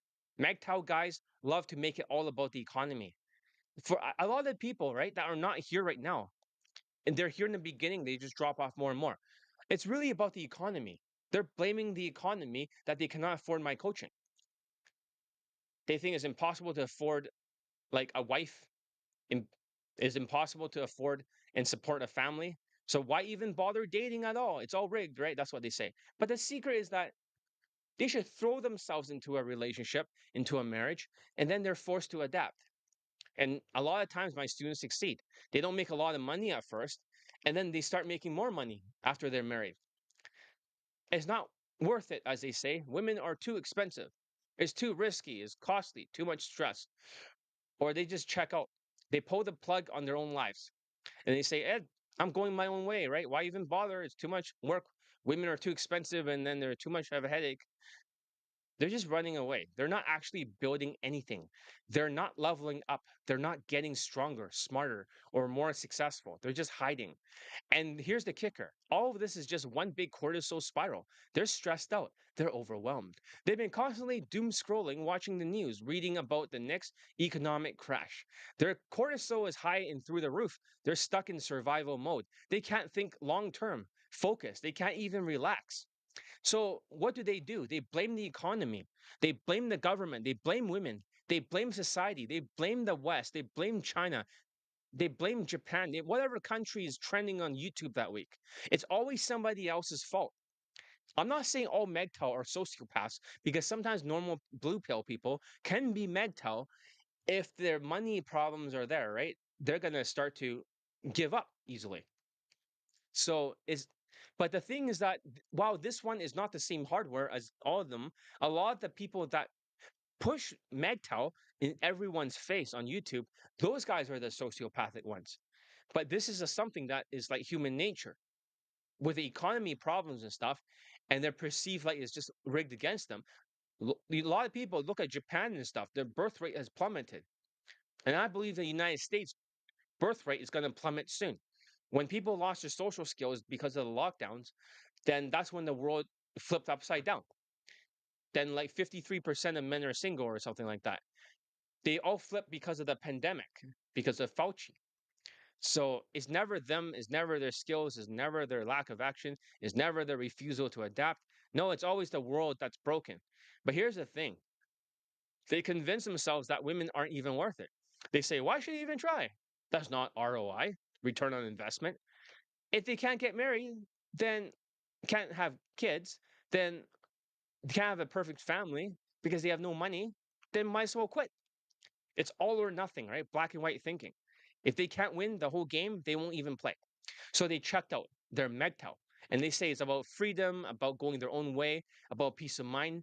But you hear it in their voice. You can see it in their eyes. It's not peace. They're just burned out. They're just tired. They're just scared. They're just full of cortisol, stuck in the loser effect and looking for the easiest way to justify giving up. Because the truth is, a lot of these guys could actually win with my coaching for elite bundle resurrections. Go sign up right now, right? If you're a MGTOW. So a lot of them have decent jobs, they have decent looks, they have decent potential. They just never developed the skills. They don't have the right mindset. They never fixed it. They never learned how to play the game as it is now. They never took extreme ownership. They just kept blaming the economy and blaming women and blaming the system. And here's what happens: they become more and more isolated. They stop growing. They stop pushing themselves. They stop trying. And every year, the excuses gets louder. Every year, the cortisol gets higher. Every year, the belief is that, it's not worth it, right? Women are too expensive, right? That gets stronger until one day they just are spectators, right? Just like all the people that are not showing up right now, right? They're mental. Oh, the economy is bad. How you know it's not going to be a recession, right? With Trump and stuff. How you know it's not going to be a recession, John? Because I'm psychic. I know. There's no fucking recession. So it's going to get better. I see it. It's going to have a good economy. So let me post this video again in the Facebook, right?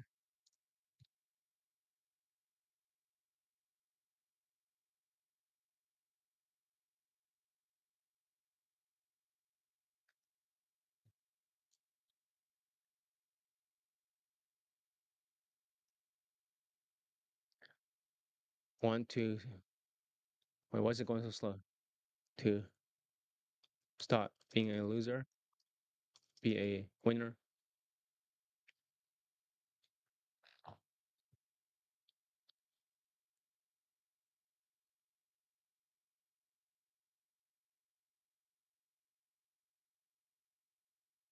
All right, I'll post the video again so that way they have another link.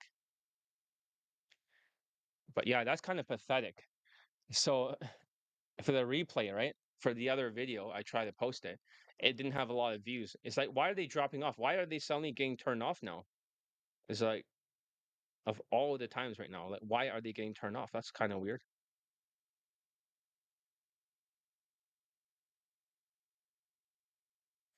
So let's see. The last video, I posted a replay later on because it wasn't loading. It took hours to load. So, damn, only 15 views for the last one. 17 views. Not good. If it reached 50, that would be great. But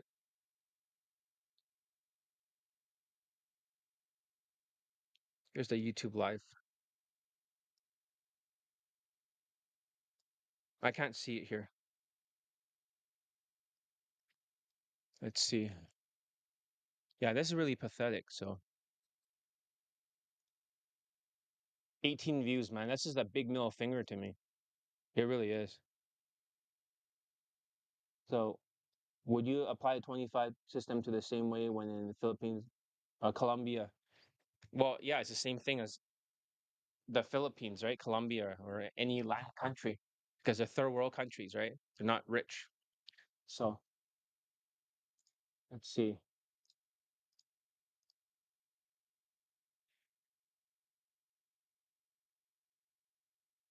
All right, let's continue. So watching their life go by, watching other men win, like my students, watching other men get married, like my students, and having kids and building families and legacies. And they just sit there, arms crossed, right? Telling themselves it's impossible. But here's the real tragedy: it's not impossible, it's just uncomfortable, it's just hard. It just requires a new strategy, new skills, and willingness to adapt. But MAGTOW guys don't want to hear that. They want the excuses, they want out, they want the story that lets them quit without feeling guilty. So they blame the world, they blame the economy, they blame women, and then they call it freedom. It's not freedom, it's surrender, it's quitting. It's just cortisol and blame wrapped into a new package. So if you're stuck in this mindset, if you're telling yourself it's all hopeless and you're blaming the economy, and if you're blaming women, if you're blaming the government, if you're blaming society, you need to wake up. You need to realize that is ruining your potential. You're just hiding from all the work that you need to do.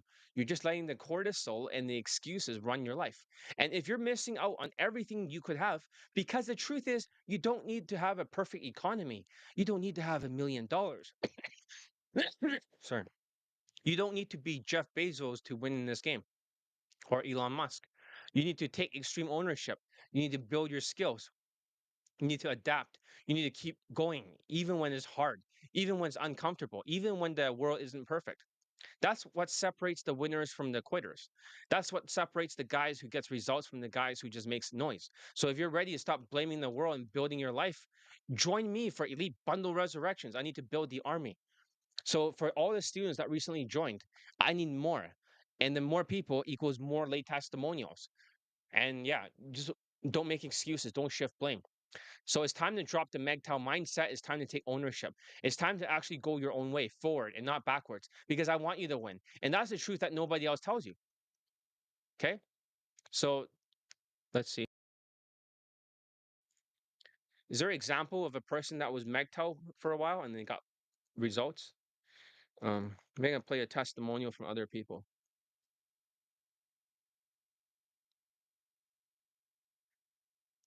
How about this? We'll just play a random testimonial from my second channel.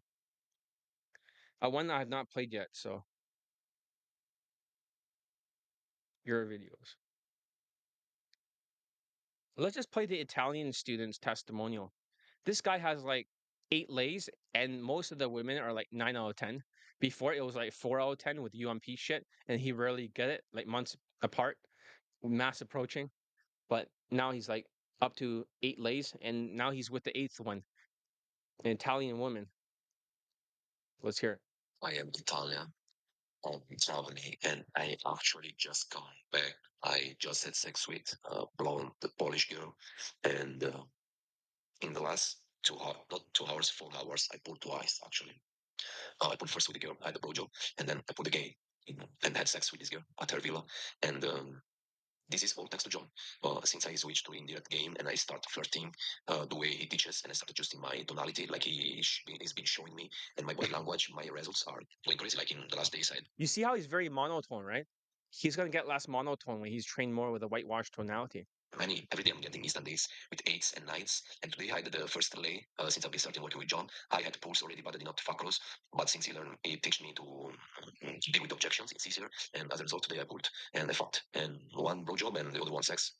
And yeah, I think I'm so fucking happy I'm starting working with John. He's tough. He's not easy to work with, and you have to adapt. And he will make you change your mindset. Will make you build a mindset of a soldier, of a fucking Navy SEAL, like straight to the mission. And I think that's what I needed. And I think it's helping me also in other areas of my life, like business. And I also do Muay Thai, and that helps me. So yeah, I think he's the best coach ever. My friend suggested me, and he told me John is the best dating coach in the world. I was a skeptic. Yeah, but which friend told him I was the best day game coach in the entire world?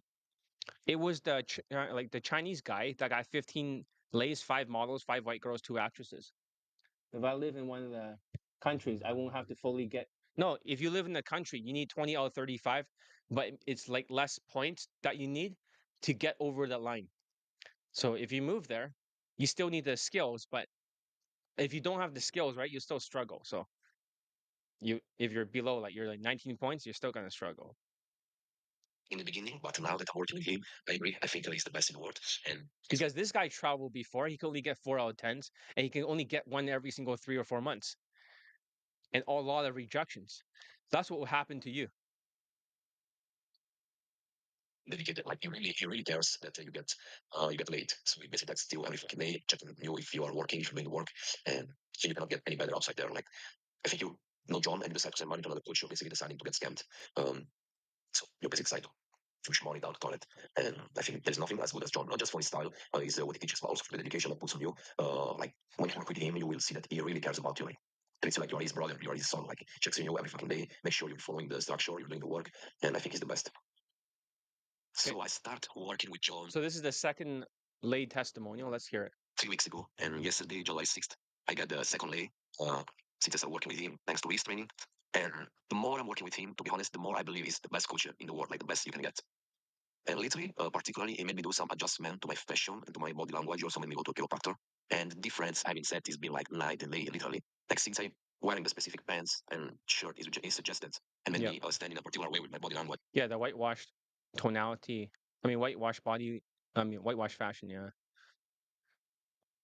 I'm distracted. Where's the new thumbnail? I'm just day number 3. Yeah, it says restream, right? So I want to change that. I hate the fucking word. Right. The compliance I get in sets when I approach is amazing. It's insane. Sometimes it looks too easy. And also on dates like this lady I got yesterday come from a date with the girl I met a few days before. And it's become really easy to run dates. And not because of some tricks, some tactics, but because the foundation of things, the foundation of principles that John has been explaining to me this year, we have been hammering down, not this year, yeah, this month, we've been hammering down. And it made me realize that I don't need any tactics, any line, any specific tricks to pull the girl home. It's about knowing the foundation. It's about having the right habits. And every time I follow what it does, even if I'm stubborn sometimes and I want to make the things my way, I realize that following his ways is the best because it's what make me get late. So all his teaching is like this, not just for dates.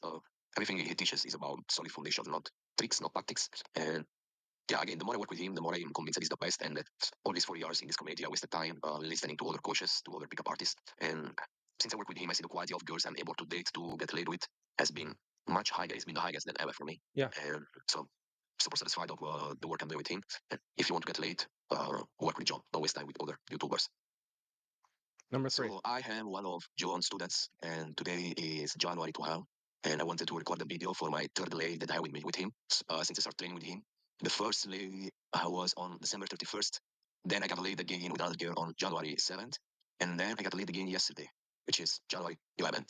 And since I started working with John, after years of getting burned out from direct game and never getting consistent results, He's never getting sounding much happier in his voice, and also like less trauma. On top of that, he's more like expressive in his voice. type of woman I want. Now, John, I finally feel like I'm in control of my dating life. I'm in control of choosing the type of woman I want to bring into my life. And I feel it because all the days that happened so far and all the instant dates I had with 8 nights, it was never happened by chance. There's a system behind this training that John has. And there are skills that he makes you teach. And also, there's a mindset that it wants you to build, which is tremendously helpful. And actually, uses a mindset training also for my business. So it was an interesting lay, this one, because I had a second lay and then I got into complacency. And John told me you have to go back to your mindset list, you have to go back to practicing the drills. And that's what I did that day. I practiced the mindset, I practiced the deal, my social skills. And then I went out and I pulled and I caused the girl. So it's not these cause and consequences. If you do what John teaches you, you will get laid as a consequence. It's not a chance, it's not luck, it's not SMB because I'm 5'8". It's not status. I mean, I start having these results since I started working with John after being in the game community for 4 years. So after 4 years of paying other coaches, of following other gurus, whatever, now I finally feel like I solved this problem. I always obviously want to get better and get more results, but after years of like pain and feeling like shooting in the dark, not having a direction, now I finally feel that with John I can get the results I want, and that's fucking amazing. And I think that's what every man wants with their dating life, to feel like they can get the woman they want when they want them. And John is the man that you need to do that because he's doing that with me, and I never thought I would get to this point. So I suggest John every fucking day of the week. Hello. Next one. So I wanted to talk about the 25 minutes same day delay I had yesterday with a Kazaki girl. Yesterday was January 20.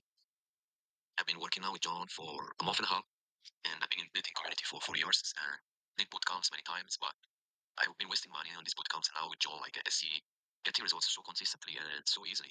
Sometimes I feel like I'm cheating. And yeah, I keep saying this. John is the best dating coach in the world, and you don't need to do boot camps. You can save the money and still get way more results than all these other guys do have with these fake coaches boot camps. So yeah, the thing is that the stuff that John is making me focus basically things that most coaches will never talk about. Easy stuff like how to nod when a woman talks, and you think this is does this really have an impact in your interaction? And it actually is. And John has been able to break down the game, like the how to have a successful interaction in tools. true principles, which seem really basic, but is really what makes a difference in the lays you get. And well, in fact, yesterday, this is the fourth lay I get since working with him, and it happened in 25 minutes with a Kazaki girl that usually are really conservative. So, I mean, go on this website, see how many fucking lays he has from his students, and I think there's no more evidence you can get. So if you want to get laid fast, as fast as humanly possible, talk to John. Next one. Hello, so this is my testimonial for John, and this is the fifth lay I get from him from Daygame. And yeah, since I started working with John, like my game changed completely, become way more natural, way without bullshit technicalities, without routines and so on. And beautiful things that John system works without you having to like doing some spending thousands of dollars on boot camps. And most of all, it allows you to sleep with girls way above your level and without spending money, without having to do crazy shit like social circle and without using stupid routines. And yeah, so this is my fifth lay, and yeah, I'm still convinced. Like the more I work with John, the more I'm convinced that he's the best day game coach, especially when it comes to helping guys becoming more natural and have like a radical change rather than like a surface level change that you have when you do like these stupid boot camps and you're just excited of the boot camp, but then you go home and you go back to your level. But with John training, you basically absorbs his systems and you build new habits that you bring with you with the rest of your life, so you can go out and get laid effortlessly. Like I got this laid. I'm not even doing cold approach these days, and got this lay from the game with this Russian girl that I met on the beach.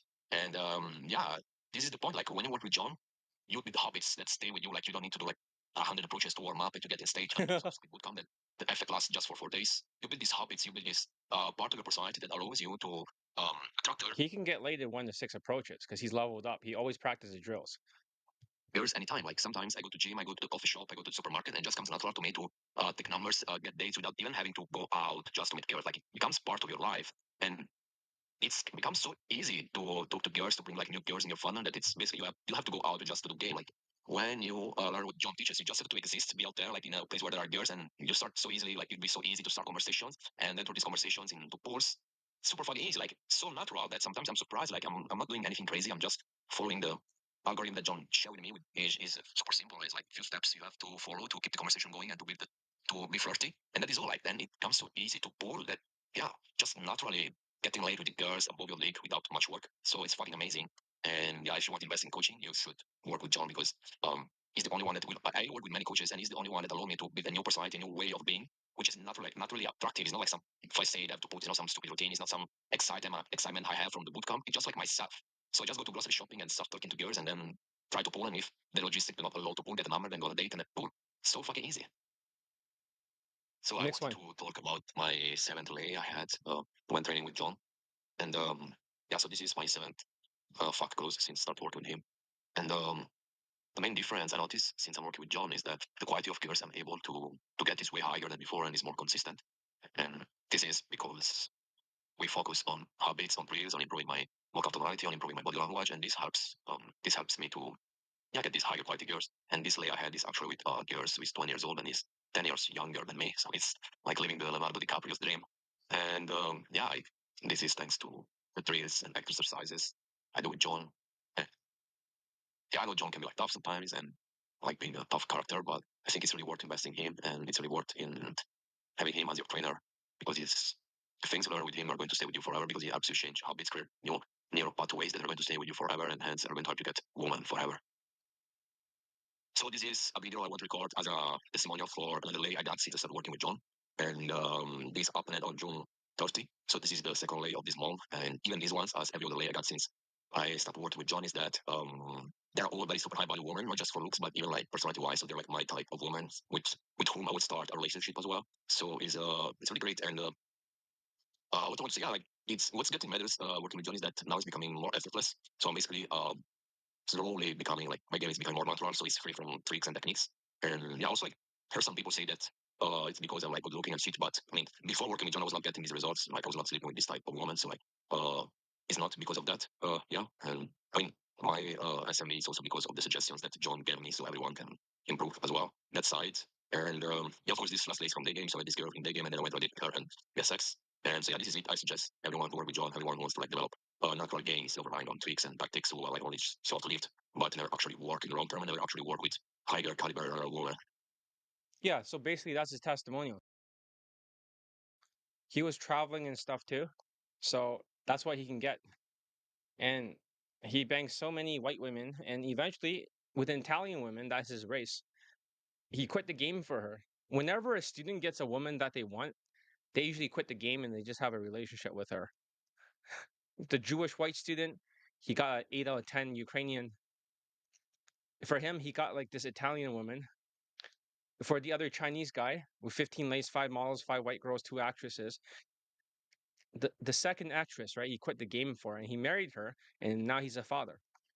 So does that make sense? A lot of these students, they don't stay in a purgatory like UMP, like shitty fucking students. Just 3 out of 10, 3, 3, 3, 3, 3, 3, 4, 3, 3, 4, 3, 3. These guys, they just keep going up there. 9, 8, 9, or I mean 9, 8, 8.5, 9, 9, 9, 8.5, 9, 8, whatever, and quit. At least for him. If it's like that and it's that easy, then none of these are about tricks or a numbers game. He can do this all the time. And when the six approaches, when he's doing drills. So he's basically collecting the lay. It's not because, oh, he's going and making more approaches. He's collecting it like he's collecting Pokemon or something right now. So, all right, section number 4, we're going to talk about the solution. You got to take extreme ownership. Here's the only way out.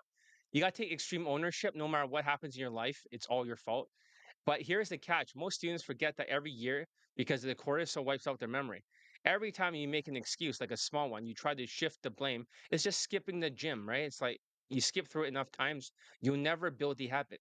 Skip enough times and you'll never do the homework. Skip enough times and you'll never get late. Look at all these students who didn't get results. They all have the same sociopathic traits for the hardware, right? But the ones who did get the results, they all took extreme ownership.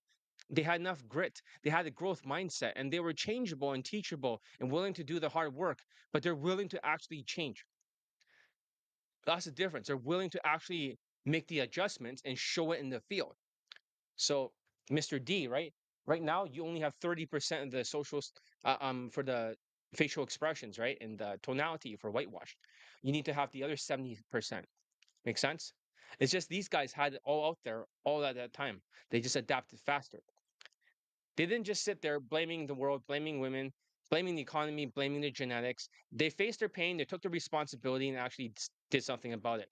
So let's break down the solution for each blame game mindset. So, black pill, the solution is to stop shifting the blame and then fix your state. First of all, you're stuck in this black pill, right? You got to stop blaming your looks, your genetics, your height, your race, whatever excuse that's running through your head. The truth is, a lot of guys who are deep into the black pill aren't even ugly. What's killing the results is that their loser effect, their cortisol, the stress, the anger, the bitterness. That's what women pick up on, not your jawline. You need to fix your state. You need to take ashwagandha, St. John's wort, and other things, right? For whatever. And also ashwagandha to get your cortisol fixed. You celebrate small wins and manage your stress and start, pattern interrupt in cycle of negativity. Above all, take extreme ownership. Ask yourself, what can I control right now? Focus on building real skills, not obsessing over what you can't change. If you need help, get coaching, get feedback, and actually do the drills. You can't build a new life if you're busy blaming the old one. So, red pill solution, stop chasing clout and face your anger. For all the red pill crowd, here's the reality. Stop wasting your time on clout maxing, status maxing, and trying to impress women with your Instagram lifestyle. You're just, if you're a normal guy with a normal job, you're never going to outclout the top 1%. So you never have an Instagram like them. You can't run the game if you like that, if you don't have the resources. And even if you could, it wouldn't get you over the 20 out of 35 line of fuckability if you don't have the skills. Instead, you vent your anger first, right? You stop shifting blame on women, but you vent it somehow. You figure a way to get the anger out or society or blame female nature. So if you're pissed off, right, you talk to someone like a therapist or something if you need it. You channel that energy into action and actually working on your social skills, your emotional control, your calibrations. Stop hiding behind the theories and start getting real world feedback. And again, take ownership. So if you're not getting results, it's on you, not the algorithms or hypergamy or the dating market. It's you. MGTOW solutions, right? Take the leap, build as you go. Now for the MGTOW guys, you're convinced that yourself that is not worth it. that the economy is too tough and that marriage and family is impossible, right? But here's the truth, you always figure out afterwards, you start. You don't need to have every answer before you take action. You want a family? Get into a relationship, get married, have a kid, figure it out afterwards. You get yourself in that situation and then you figure out how to adapt afterwards. You always make more money as you go. You always find a way. But if you let fear and cortisol paralyze you, you'll never make the first move. You keep making the same excuses after all these years and it will pass you by. So you take extreme ownership, make the leap, and start building even when it's uncomfortable. You'll be surprised how much you can handle when you are forced to rise to the challenge instead of rage quitting. So the bottom line is that every single solution comes back to this extreme ownership. You cannot control the economy or your genetics or what women want, but you can control your actions, your mindsets, your habits, and your willingness to change, your grit. So if you want to break out of the blame game, you need to stop making excuses, fix your emotional state by venting, build real skills like social skills, social calibrations, emotional control, take action even when you're scared, get support, get feedback when you need it by training here. And above all, keep going. That's how you win. That's how you become one of my lay testimonials, but not just another guy with a story of why it didn't work out. And if you're ready to drop the excuses and take extreme ownership, that's when you finally see the results that you always wanted. So let me explain why this actually matters because I know some of you are thinking, right? Like, hey, what if I make excuses, right? So what?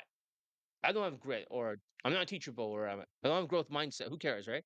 But here's the truth that these aren't just buzzwords. These are things that create real transformation in your life.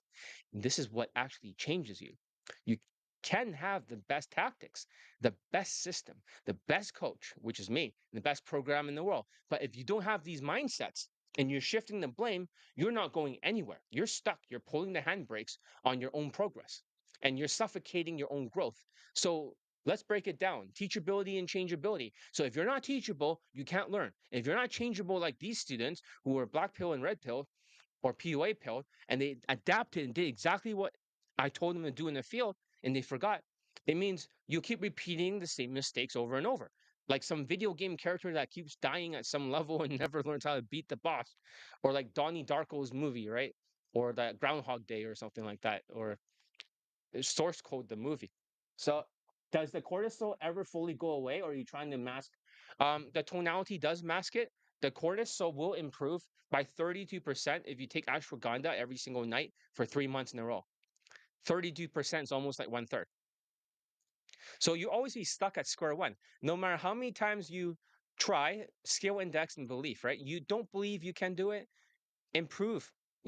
Like if you don't believe you can improve, you won't even try. So if you think you can do it or you can't, you are right.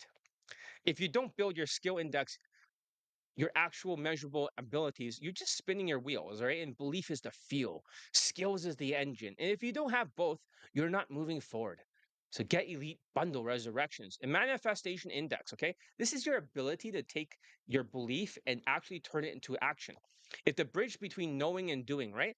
The is basically your thoughts and your feelings is what creates a manifestation. So it's like the universe is like a chef. It gives you the meal that you have in your thoughts and feelings. It's like automatically can read you and give you your meal. In most cases, if you're getting like a burnt sandwich, right? You're like, I didn't order a burnt sandwich. The universal chef would tell you, hey, wait a minute. Your thoughts and your angry feelings are actually what's getting you that burnt sandwich. Get it? So if that's the case, then it's on you. You need to fix your thoughts, first of all. That means you got to uninstall the operating system of the black pill, the red pill, the MGTOW, the Asian masculinity movement.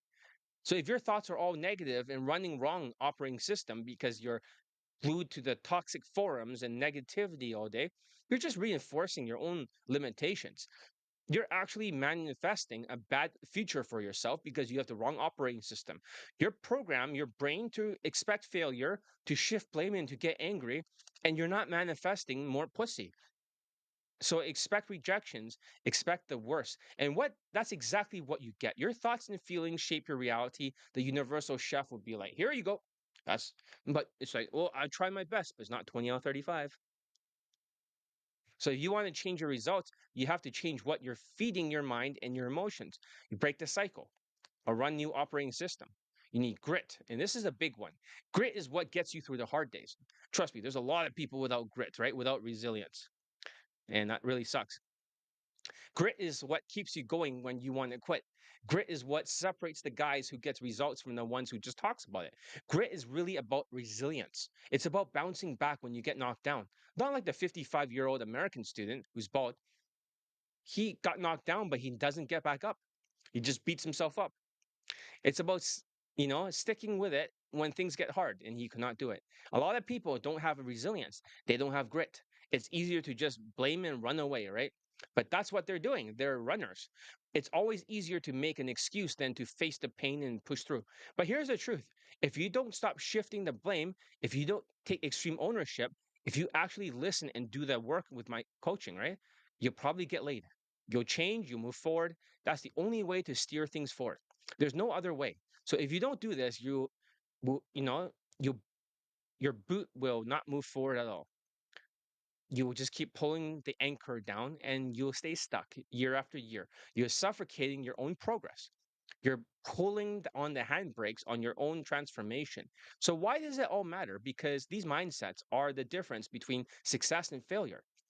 They're the difference between being stuck in the same place for years or finally breaking through and getting the life that you want. Every time you make excuse, every time you shift to blame, every time you laugh at your own failures, you're robbing yourself of the very thing that will change your life. You're pulling the handbrakes on your own transformation. You're suffocating your progress before it even starts. So if you actually want to change, if you actually want to get results, if you want to be the guy who gets the testimonials, or you're the next late testimonials. If you want to be the guy who finally breaks the cycle, you have to protect these mindsets like your life depend on it. Because if it's meant to be, it's up to me. Everything in my life is my fault. And that's the thing. It's what creates a transformation. It gives you the power. And this is what it takes to go from stuck to unstoppable. So don't suffocate it. Don't pull the handbrakes. Don't throw an anchor down. Let go of the excuses and let yourself actually change. That's how you win, by not shifting blame like red pill and black pill and MGTOW and Asian masculinity movement and PUA pill. So, anyways, that's all I gotta say today. I want to pitch get elite bundle resurrections. I need to build my army. 20 people that view this video, 21 now. Actually, no, it's 22. That's kind of pathetic.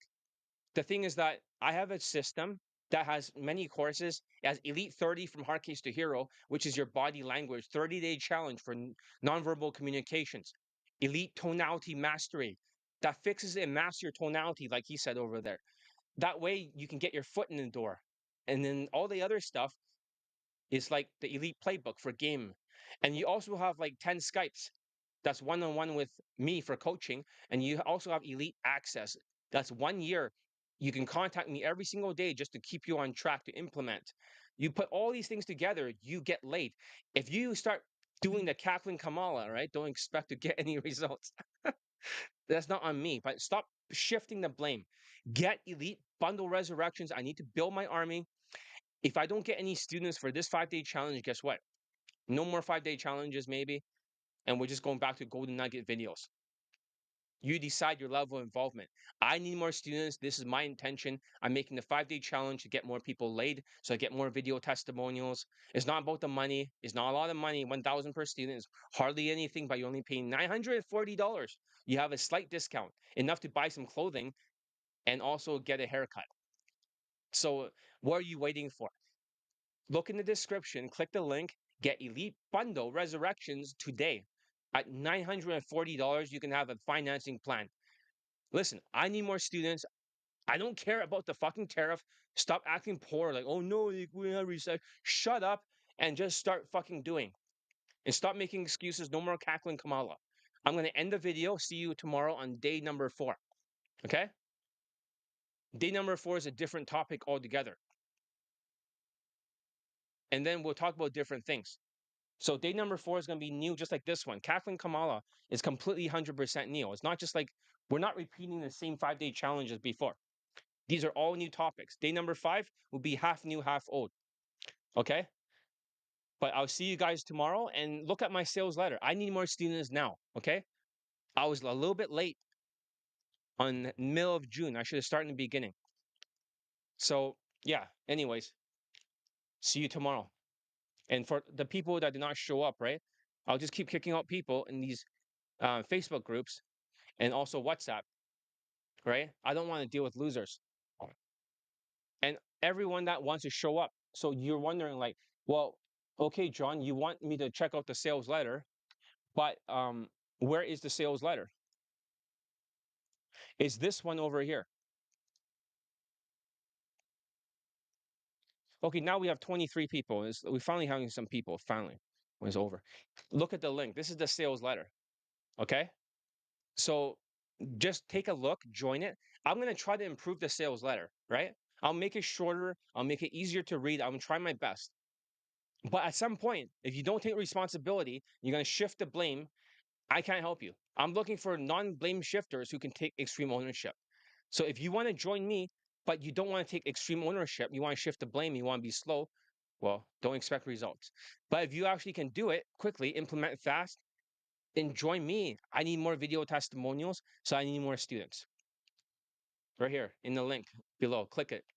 So, anyways, that's all I gotta say. So, yeah. Any questions about Elite Bundle Resurrections? You can still pay for 1/3 of it. Start with Elite 30 for now, and then pay $666, and then you can get, the second part with Elite Bundle. I mean, with Elite Access and also Elite Playbook. And then the third payment gets you Elite Tonality Mastery if you cannot afford the whole thing right now. So there's many options. Listen, it's not a boot camp. Not that you can afford boot camps, but you're not paying for a fucking $8,600 boot camp for 10 days or something, or maybe 3 days for like fucking $5,000 from a white coach. That $1,000 is hardly anything. I was like, oh, it's a lot. Well, you want to pay for a fucking boot camp you don't get laid in? Come on now. Really? Anyways, I gotta go. So see you guys tomorrow. And if there's less people, right? Like I said, this could be the last 5-day challenge. I hope not, but you guys decide the level of involvement. So yeah, this might be the last 5-day challenge ever. I'm not sure. I'm really thinking about it's the last one. I might change my mind. More people show up. Maybe I get a couple of students.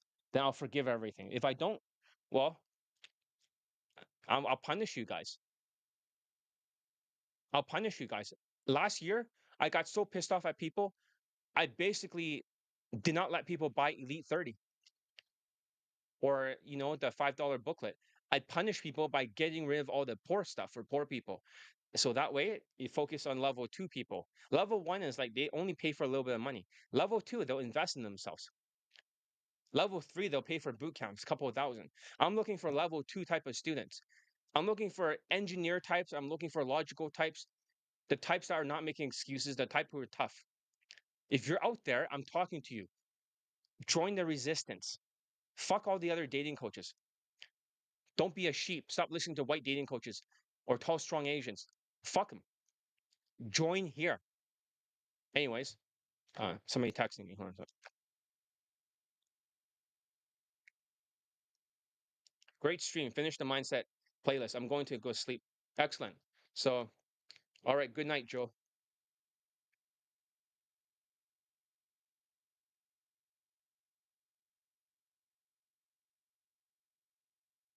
All right. You finish the mindset playlist. Sometimes when you cut out other students, right? Like Mr. M, when I cut him out, he's doing the cackling Kamala. The other students get motivated. That's why I sometimes cut out students. It motivates them to take action. So if there's no more final questions, then we're gonna have to end the stream. 23 people. This is the most pathetic stream I've ever seen in my life. I mean, today's lesson was so profound, wasn't it? It was so profound. You learned so much. You got so much to take with you. You got Alpha GPC. You got like the extreme ownership and not shifting blame. You learned some lessons that can change your entire life forever. So yeah, see you in day 4 tomorrow.